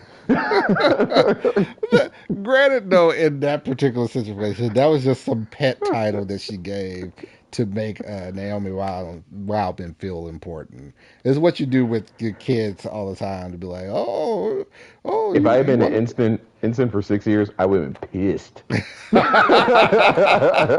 Like, hey man, the next promotion is supposed to go to me. Oh, that's crazy that you would like want to like talk to your captain. What the hell, captain? Like you got to make this kid, you got to give this kid a promotion, but not before me. Now, as a lawyer that structures arguments, that would have been my rhetorical point to illustrate the other points. But yeah, I don't know. I don't know. They never like actually clarify because I think the series just kind of ends. They get back, and then there's like other Starfleet ships around them, and then um, that's kind of it. But I don't think they ever totally clarify if the minute Harry gets to Starfleet Command, people are like, Janeway's an idiot. This dude's a lieutenant commander right now. You don't have to do any of the other levels. But I Well, hope that's how it worked out for him. well, in the books that I've read, one of the things that they did when they first made it to Earth was promotions that were kind of placed on hold due to their situation. So Chakotay was made a captain. I mean, Hmm. really by that extension, Janeway was made an admiral. Tuvok made a commander. Paris made a lieutenant commander.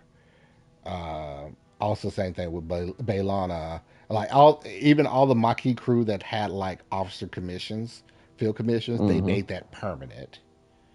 And Hmm. then depending on what they did and who they were and all that stuff, they were even given a promotion as well. Bailana from went to lieutenant commander. Uh, and now Kim was the only one that like jumped multiple ranks. They made him an instant lieutenant commander. They didn't even like Okay. they Well, that's didn't good. they said screw the whole lieutenant junior grade lieutenant part, like you're a lieutenant commander. Which even then, with the real world comps, I think would be a slightly accelerated path Yeah. if he was like a naval officer. So, okay, well, I'm glad the books did him right. I And, mean, I would never work for Janeway again because I my only conclusion would be that she doesn't believe in me for for whatever reason. but But really by that even within that situation, from what you said about real world promotions, um, like certain prerequisites that have to be obtained.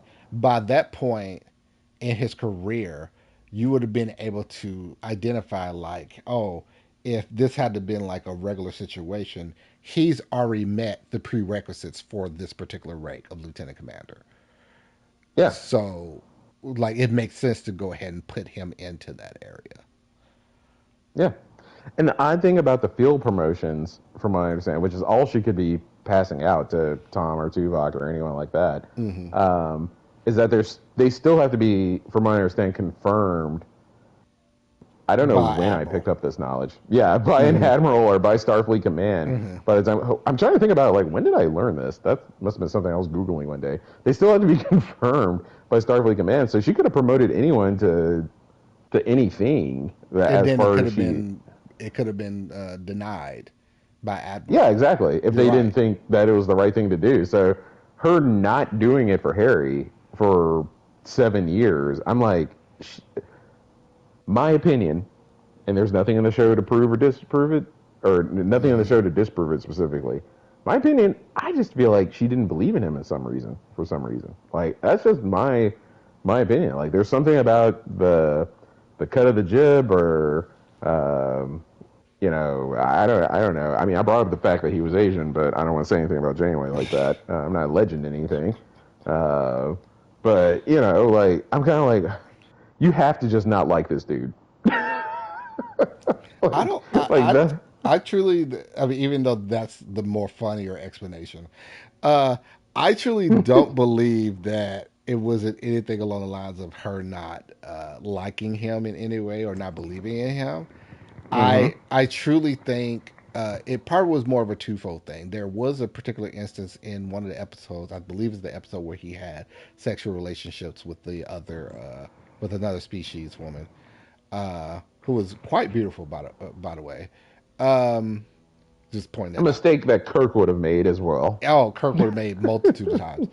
Uh, but she stated to him that she's always looked at him as like uh, uh this young, wide-eyed cadet that she had to like pretty much protect.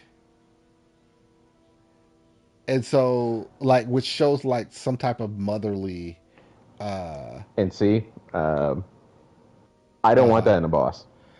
I got parents. I don't need you to be a parent to me if you're my boss. This is where I'm going to get fired because my bosses are going to find this and they're going to be like, "Are you talking about us?" I don't yeah, need a but boss. I need my boss just to move my career forward I could at a truly pace that makes see sense. But I, I do not want a parent and a boss. I could truly see your boss being like, you know what, that's fair. Like I could see my boss saying like, yeah, like I'm not your parent. Hmm. uh, I'm I'm your boss. I'm not your parent. Um, Yeah, I get it. You love me. You want to protect me. All that stuff. Give me them pips. that is how well, that is how you but I love was me and protect saying me. that to show the level of how she looked at Ensign Kim. So it wasn't That like, she didn't like him. yeah, it Yeah. wasn't like she didn't like him or anything. She actually really deeply cared for him, and almost to a certain degree, like wanted to protect him from like the terrible stuff that he uh, actually went through, but just couldn't because the situation. Uh, Because but it's space, man. It's Starfleet. it's Starfleet, exactly. As an officer, you're gonna go through the weird stuff that you go through. But it goes back to the other thing that like the writers had her say was like, oh, if this had been any other ship and we wouldn't stranded in a Delta Quadrant, he would have been promoted two times over at this point. And so So it's the writer's fault. The yeah, writers uh, are the ones who, because if you're gonna say that to him in an episode, you can't turn around no, no, and I don't start think she promoting said. other people. If I'm remembering correctly, I believe she said that to him. I believe she said it to like Tuvok or somebody. Tuvok or Chakotay, one of those. Okay. She didn't say it to Ensign Kim like that. Uh, Granted, like that Well, would have either been way, if the character's going to recognize that promotions is not something we're going to do in the Delta Quadrant, having her turn around and do promotions is like, a slap in the face. yeah, exactly. Yeah, You can't have her be like, well, we're in the Delta Quadrant. We got to just be at the same levels, but know that I know that you guys are supposed to be doing this, and even just have her create an Excel spreadsheet of the level that everyone else should be at to just hand off to the admiral, even if she doesn't do it herself. But if she's gonna do it to herself or do it for herself to some people to promote, then yeah. all promotions have to be on the table. Otherwise, she's just a giant expletive deleted. I thought I was gonna be like, man, I'm gonna have to bleep this in post. And no one can accuse me of knowing what expletive I was choosing. So it is expletive deleted. But that's the reason why I brought up the whole thing dealing with Paris and how we talked about that and like how he got promoted and then demoted and then promoted again, and it's just like Mm-hmm. so you could do that with Paris, who was another one of your pet projects that you probably looked at in like a motherly type way, but couldn't do that with Ensign Kim. It's it's BS on a totally different level. Yeah, yeah. And it's weird because it's a post scarcity society, so there's not like money on the line. Yeah, it's not like you. Oh, this with me taking you from ensign to uh, lieutenant junior grade means that I'm gonna have to give you a $5,000 pay bump or something like that. Like Yeah, they're because my friend was listing like how your pay grades change with all these levels that you change, and it's yeah, like on with each level. That's not anything for him. It's like, and in some ways, I think that makes it worse because if it was about the money, at least you could point to the money and be like, we don't have the money to promote you, but she has literally no reason. well, but now that you touched on that, when it comes to the whole pay grade thing, and this is probably the thing about the career tracks within Star Trek, like that it makes it kind of weird and odd in certain ways is because you have people they're not doing this for money. They're not doing this because oh I want to be in this career because it makes this certain amount of money. They're doing it because this is a particular area that they're going into that they are really interested in that they Mm-hmm. feel like that they can feel fulfilled in. Like um, uh, Picard said this in the best way possible on First Contact, the movie, that we we as a society don't focus on the accumulation of wealth anymore. It's all about uh, how we can contribute to society in the best way that we can contribute to society. Ah, So, man, I bet everybody has health insurance. It's so relaxing to think about. I mean, heck, you can hypo sprays are a thing, and Right? You just make the medicine in your house, give it to I yourself. mean, we've already determined from episode one that that technology is BS. But anywho, And apparently, so is everyone having health insurance in certain countries. Not to get political. Not to get political. I'm not getting political at all. so so really the what you go into, so everyone who decided to, I'm going into Starfleet Academy, or even that I'm enlisting into Starfleet, they're doing this because they feel like that this is like their best way to contribute to society, Hmm. that this To is get into space and reach for the stars, the ad direction that astra they per want to go. aspera. Yeah. Hmm. And so you're having people like, for instance, I'll use me as a good example. In this particular world, I would have been I would have been in space because I originally wanted to be an astronaut growing up, and then when I found out like all the requisites and stuff that you had to go through to even become an astronaut, and then realized that I wouldn't even be able to pass the physical exam because of like how terrible my eyesight was. That's when I pivoted to be going into aviation and wanted to become an air traffic controller. Hmm. And then like because of like just the way that life is and craziness that occurs, like I tried to go into the military to become an air traffic controller, couldn't become military because my eyesight again, and then trying went to school, got my master's degree in aviation safety and security, also with a concentration in air traffic controlling, where I actually like did the courses and learned to become an air traffic controller. Passed the ATC exams twice, I might add. I, I'd be remiss to not tell everybody that I passed it twice. Two times, fools. Two times, Count. not once. Not I Not once, failed the not first twice. time and then passed it the second time. No, I passed that damn test twice. And I still didn't get picked to become an air traffic controller. So Hmm. if this had been the Star Trek universe, I would have been directly into Starfleet. I would have probably just been in there because, I mean, you had Well, like I Jordy. said, you would have been a pilot as well. Like, Yeah. And you you would have had known Jordy how who to was operate it. blind. Yeah, exactly. Jordan, who was You could. blind and ended up being an officer flying a ship. I still love the way they were like, "Well, Jordy can really see better than us." And the one time they put what we could see that he sees on screen, we're like, "I can't see any." Are you sure you Well, can see better? granted, that was what uh, 90s. Uh, No, I totally get it, but like they had made a pretty good point of like Jordy has a low key cybernetic superpower because of his visor, and then they put it up on screen, and it's like I can't see anything.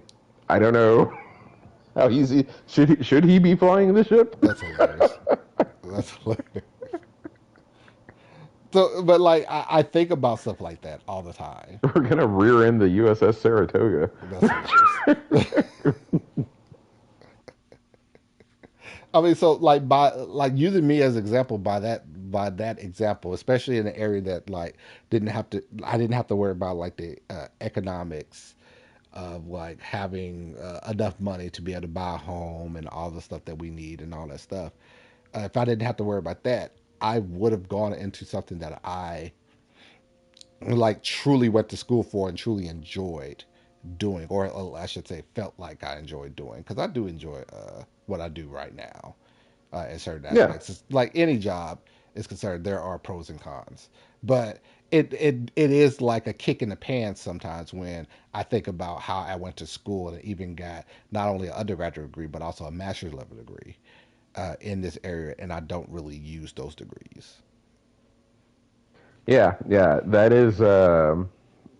I guess whenever we build ourselves up and have the research time to do the post-city Mm-hmm. economics episode, like that is a benefit of it. People living up to their passions and their potential because you don't have to always have a trade that you have to be in, and in many ways not have that trade judged by uh, other people. So it's weird. We're calling Yeah, them weird career paths, but in many ways, in that instance, it's probably the most purest career paths that just let everyone's yeah, because varied people interest they're go doing for it. exactly what they want to do, or Yeah, or by like some extension to like how we pointed out like with Picard and with Cisco, or it even to that matter with Janeway, that they were doing what they loved doing, yeah, and someone tapped them on the shoulders. It's like, hey, like you're showing like really great qualities and being able to command others.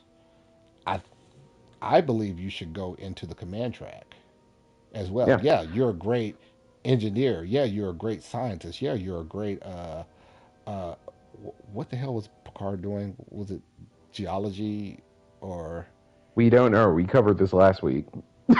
oh yeah, we did We don't exactly know his career path. because He might have been captain for like 30 plus years on the Stargazer. We're not actually totally sure. that's true. I forgot about that.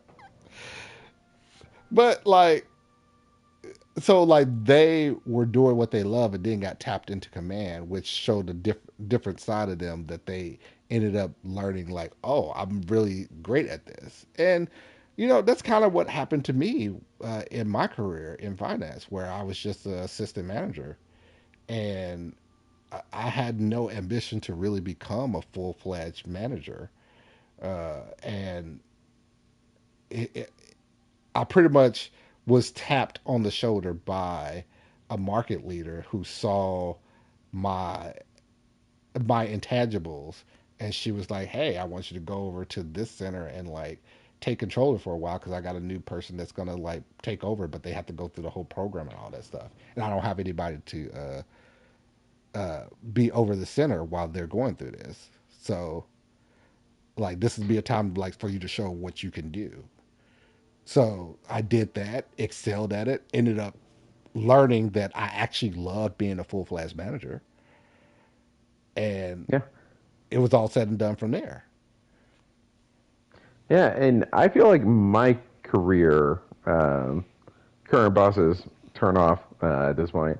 I feel like I've had a different path where I've been always kind of like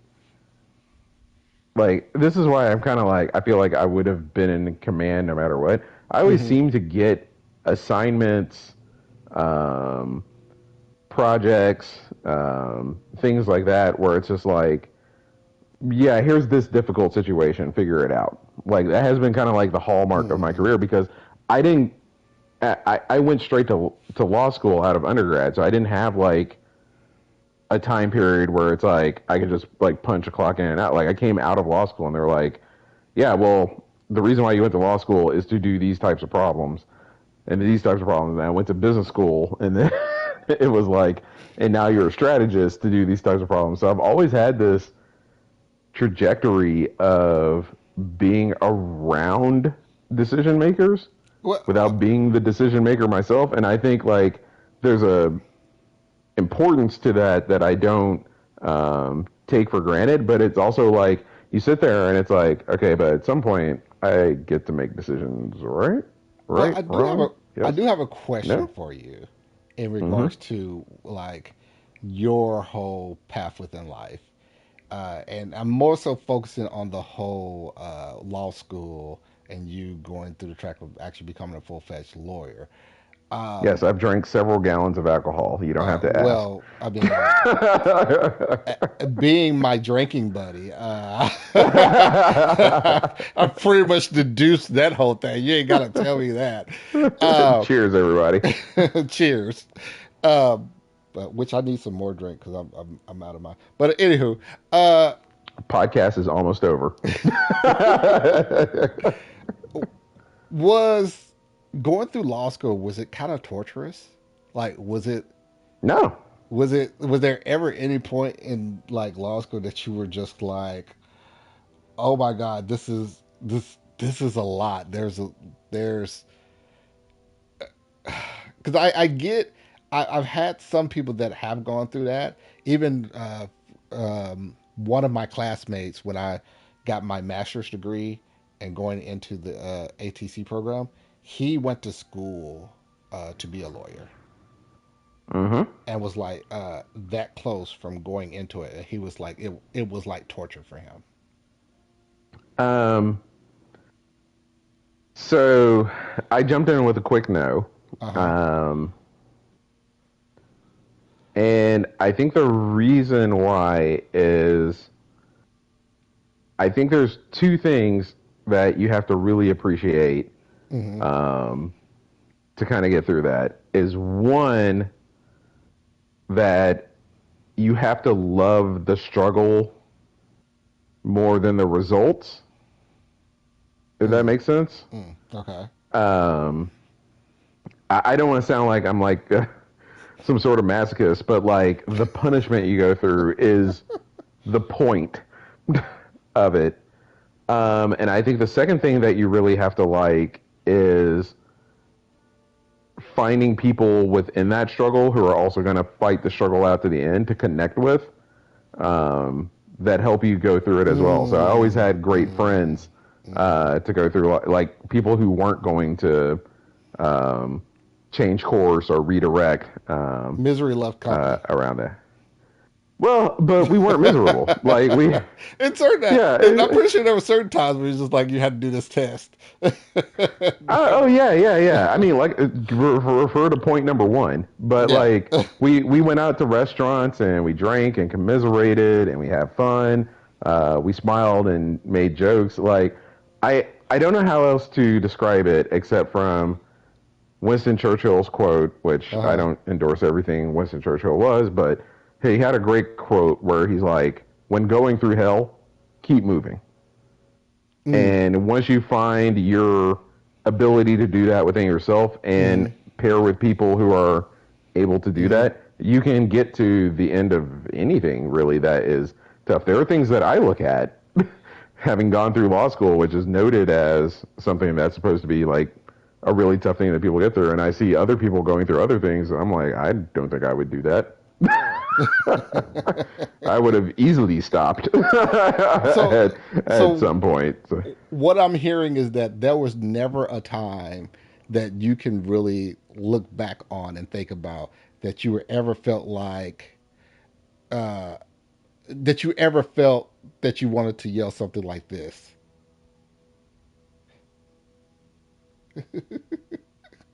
I'm so glad it didn't work.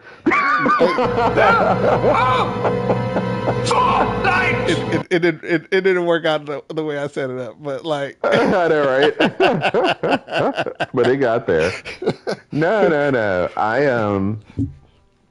I enjoyed the struggle. I enjoyed the challenge, and I enjoyed the people that were with me to run through the challenge. And if I had to do it all over again, I do law school again right now with the folks that I was around and with the professors I had. So, I guess uh, I guess I would look at it like this because I have a lot of friends that went into becoming educators and hmm educators, teachers, whether that be grade which school I would never do. or Yeah. and see, and that's the crazy thing. Like we look at you have someone that was about to become an air traffic controller, which is one of the top five stressful jobs in all of America. Someone who is a lawyer, but is now a strategist, which is hmm also another top stressful job in America. But we look at like being a teacher as like both of us. I said the same thing. I could not be a teacher. I just couldn't. I don't have the patience for it, even though I And have a lot of patience. I don't have the patience for that. and And also uh huh. I come from a line of teachers. my mama, I got aunts and uncles, and like there's more teaching in my bloodline than what I'm doing right now. Yeah. And I still look at it like, ooh. I don't know if I could. I don't know if I could get through a school day. These kids would beat me. Be But like, Mr. Norton is under the desk crying. Can someone call the principal? but I think about the people who took on a job because they had to. Like Mm-hmm. I went into this area because it was a job. It was a way for me to make money. Heck, looking at what I'm currently doing right now, this isn't what I went to school for, but Right. I'm pretty good at it. And I went to this area because I need a job. I need to make money. I need to provide for my family. uh, it just so happened to be something that I'm actually good at, that I was able to like work up the ranks and be well, I wouldn't say pretty high, but like, working up the ranks and getting to where I am currently. Uh, and this would be different if we were in the universe that Star Trek is in. Like I could Yeah, exactly. you but that's the crazy thing. You would still be within the same ranks. I could think of a lot of our other friends that are what they are Mm-hmm. currently doing. Like Kumla, who's joined us before in one of our episodes, who is an engineer, uh, Gold but shirt all the way through and through. technically not engineering. He's more computer science. So it's I think that's still a. goes short, still goes I was short. about to say, yeah, I think that's a gold shirt.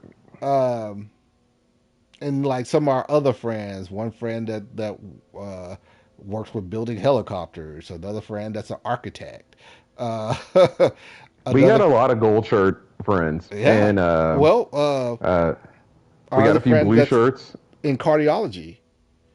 So Mm-hmm. there's the blue shirt right there. Yeah.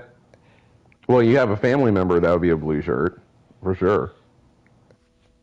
My wife, blue shirt. Um,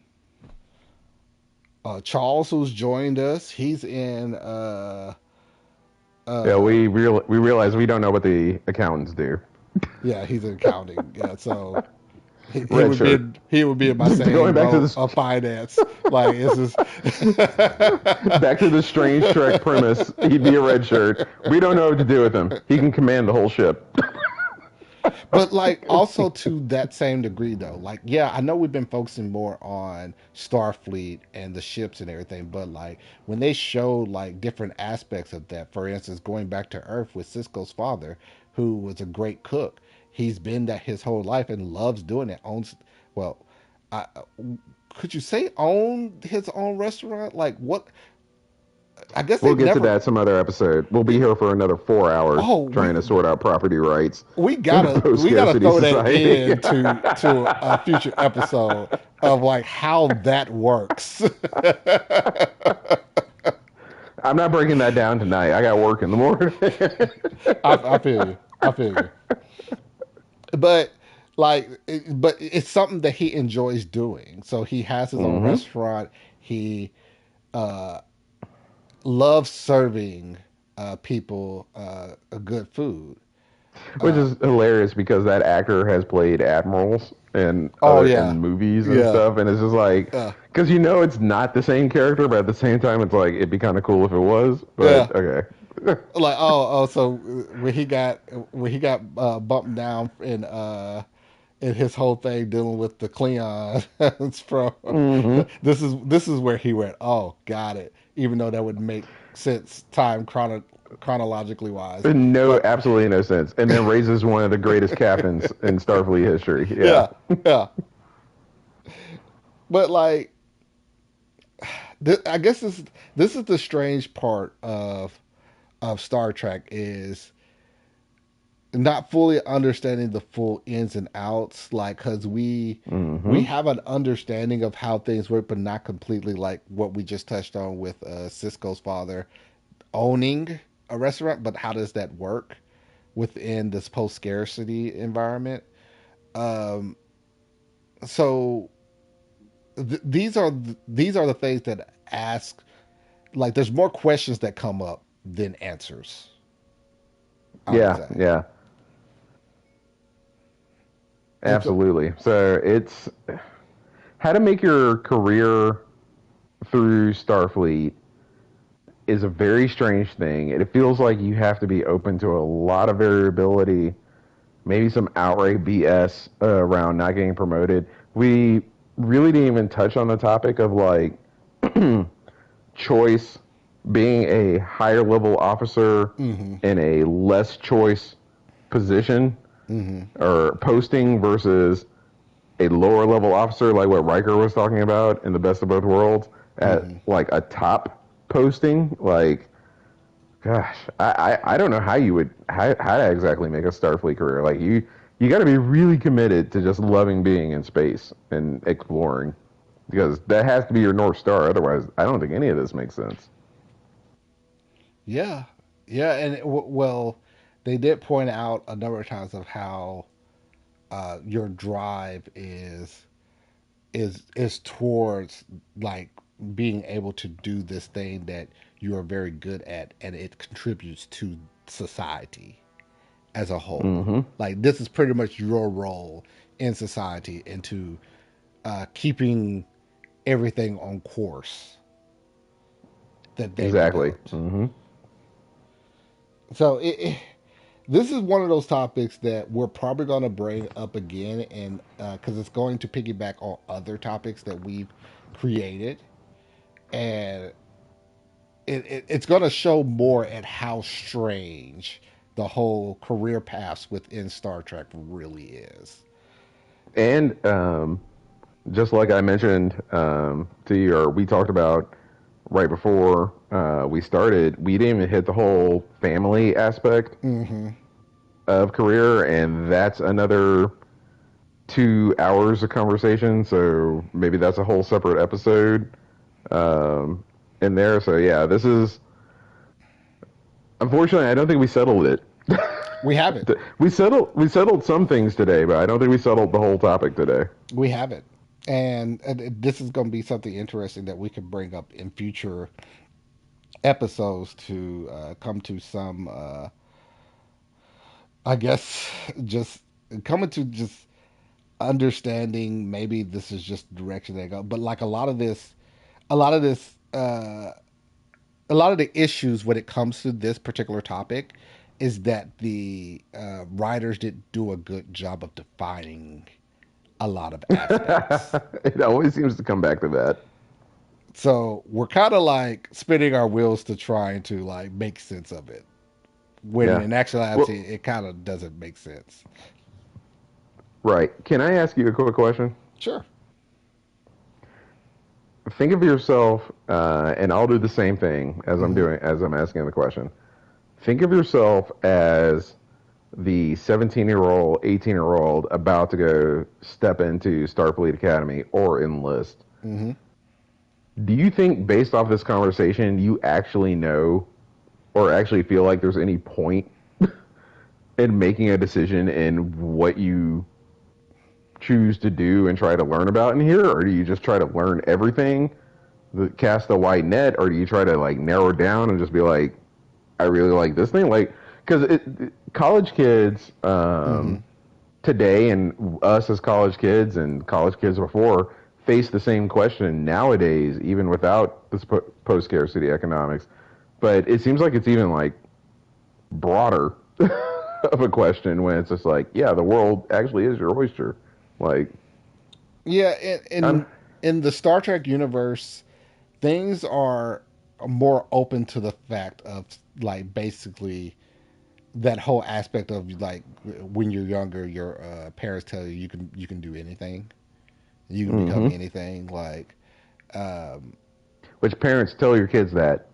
Do not tell them that because of this episode.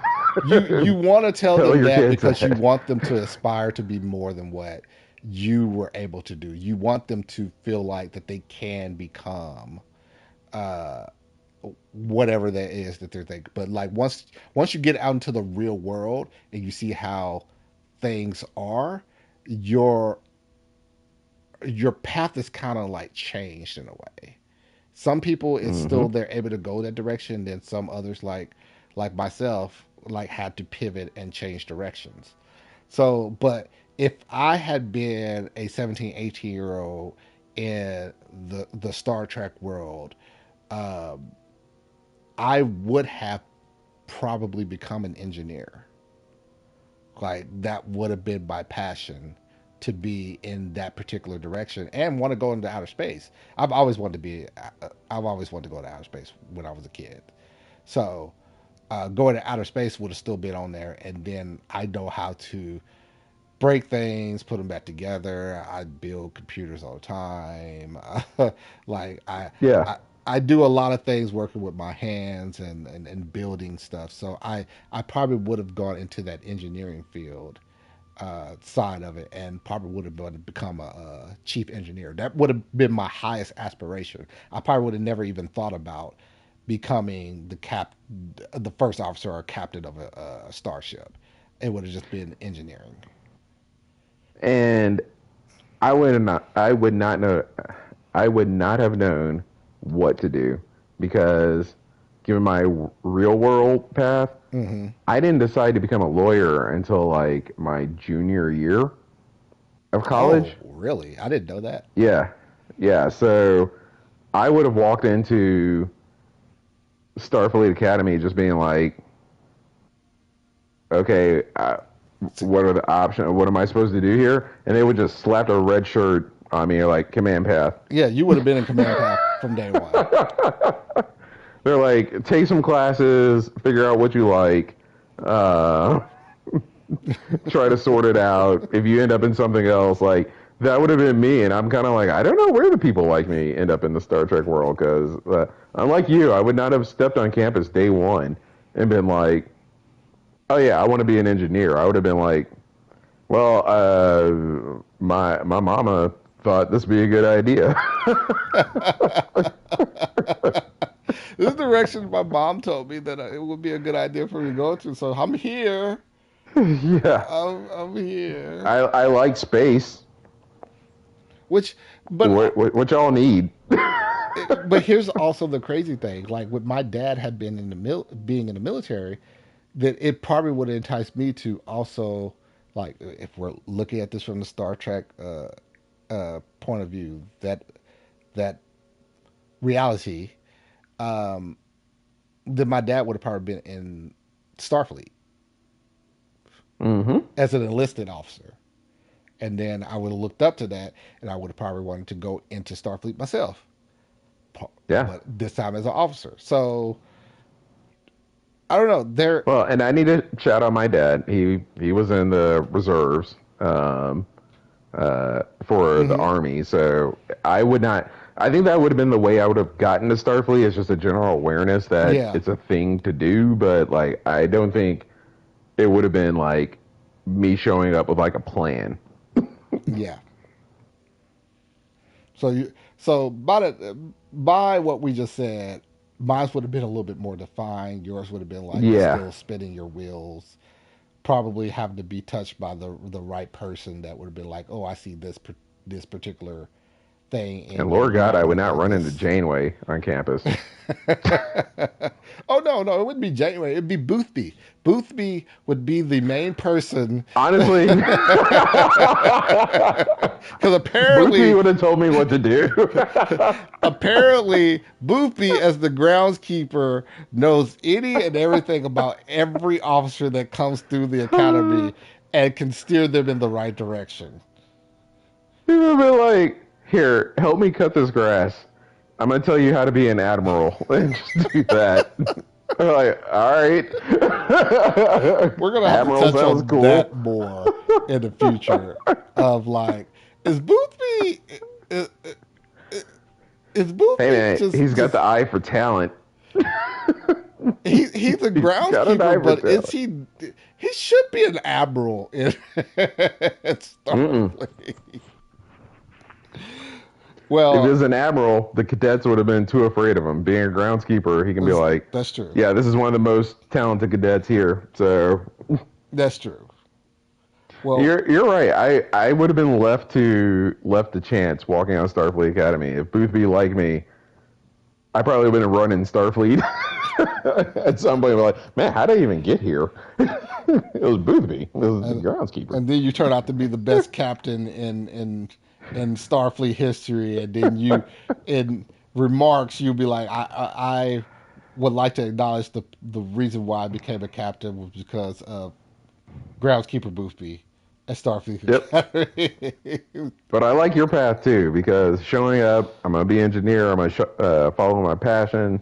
I'm gonna get really great at this, and through leadership, through that, people being like, "Hey, you need to consider this," and you having a choice to do it. I That's a dope path. I truly think that if that was something that was realistic and occurred, that through my path of becoming a chief engineer, or when I did become a chief engineer, I could see someone in a higher rank like tapping me and being like, "Hey, I see these qualities in you.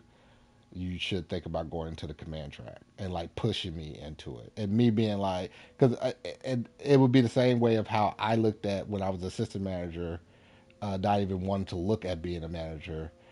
Them saying like, you actually can do this pretty well. Let me put you into this assignment so you can get like your feet wet in this, and it'll show you almost kind of like what happened with Diana Troy, when she got thrusted into that Mm-hmm. situation, never even thought about being in the command track whatsoever.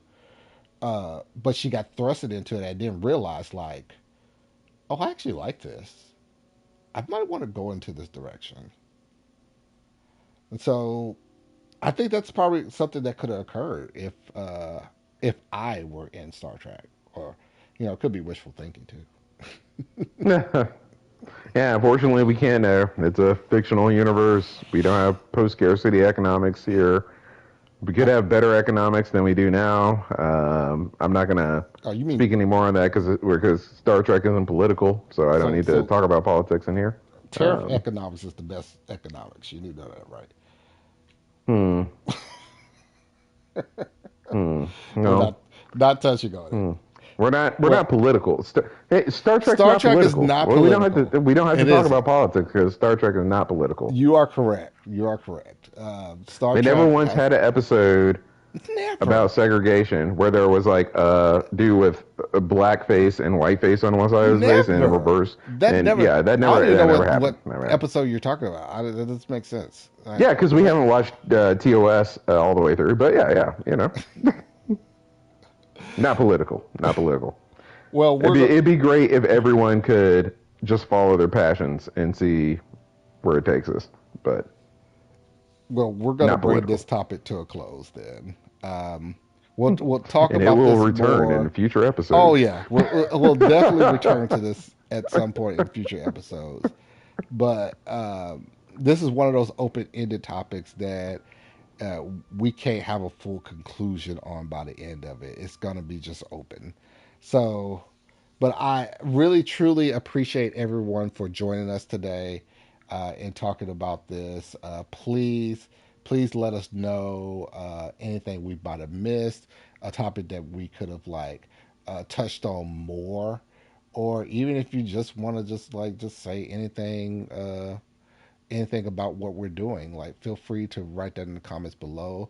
Please subscribe if you like Or what if we're you think doing the here. episode's too long again for the unpopular black gamer to edit because we went way too long again, We're, write that in the comments as well. we are trying to make this more concise, and we're getting better at this uh, as we continue to keep doing this. But we're still new, we're still learning. Hey, we're gonna make mistakes. We're gonna do things differently than what other YouTubers do. But hey, we're trying to get there.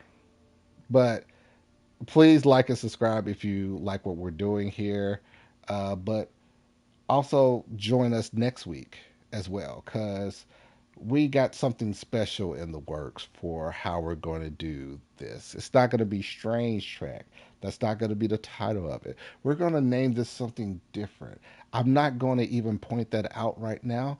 I'm going to just introduce that next week when we do it. But please join us next week. It'll be me, Patrick, and we're also bringing back my friend Kumla, who will also be joining us for this particular episode. So, But I appreciate everyone for being here, and we're just going to end this on the same note that we always do with that wonderful quote from Jean Luc Picard. It is possible to commit no mistakes and still lose.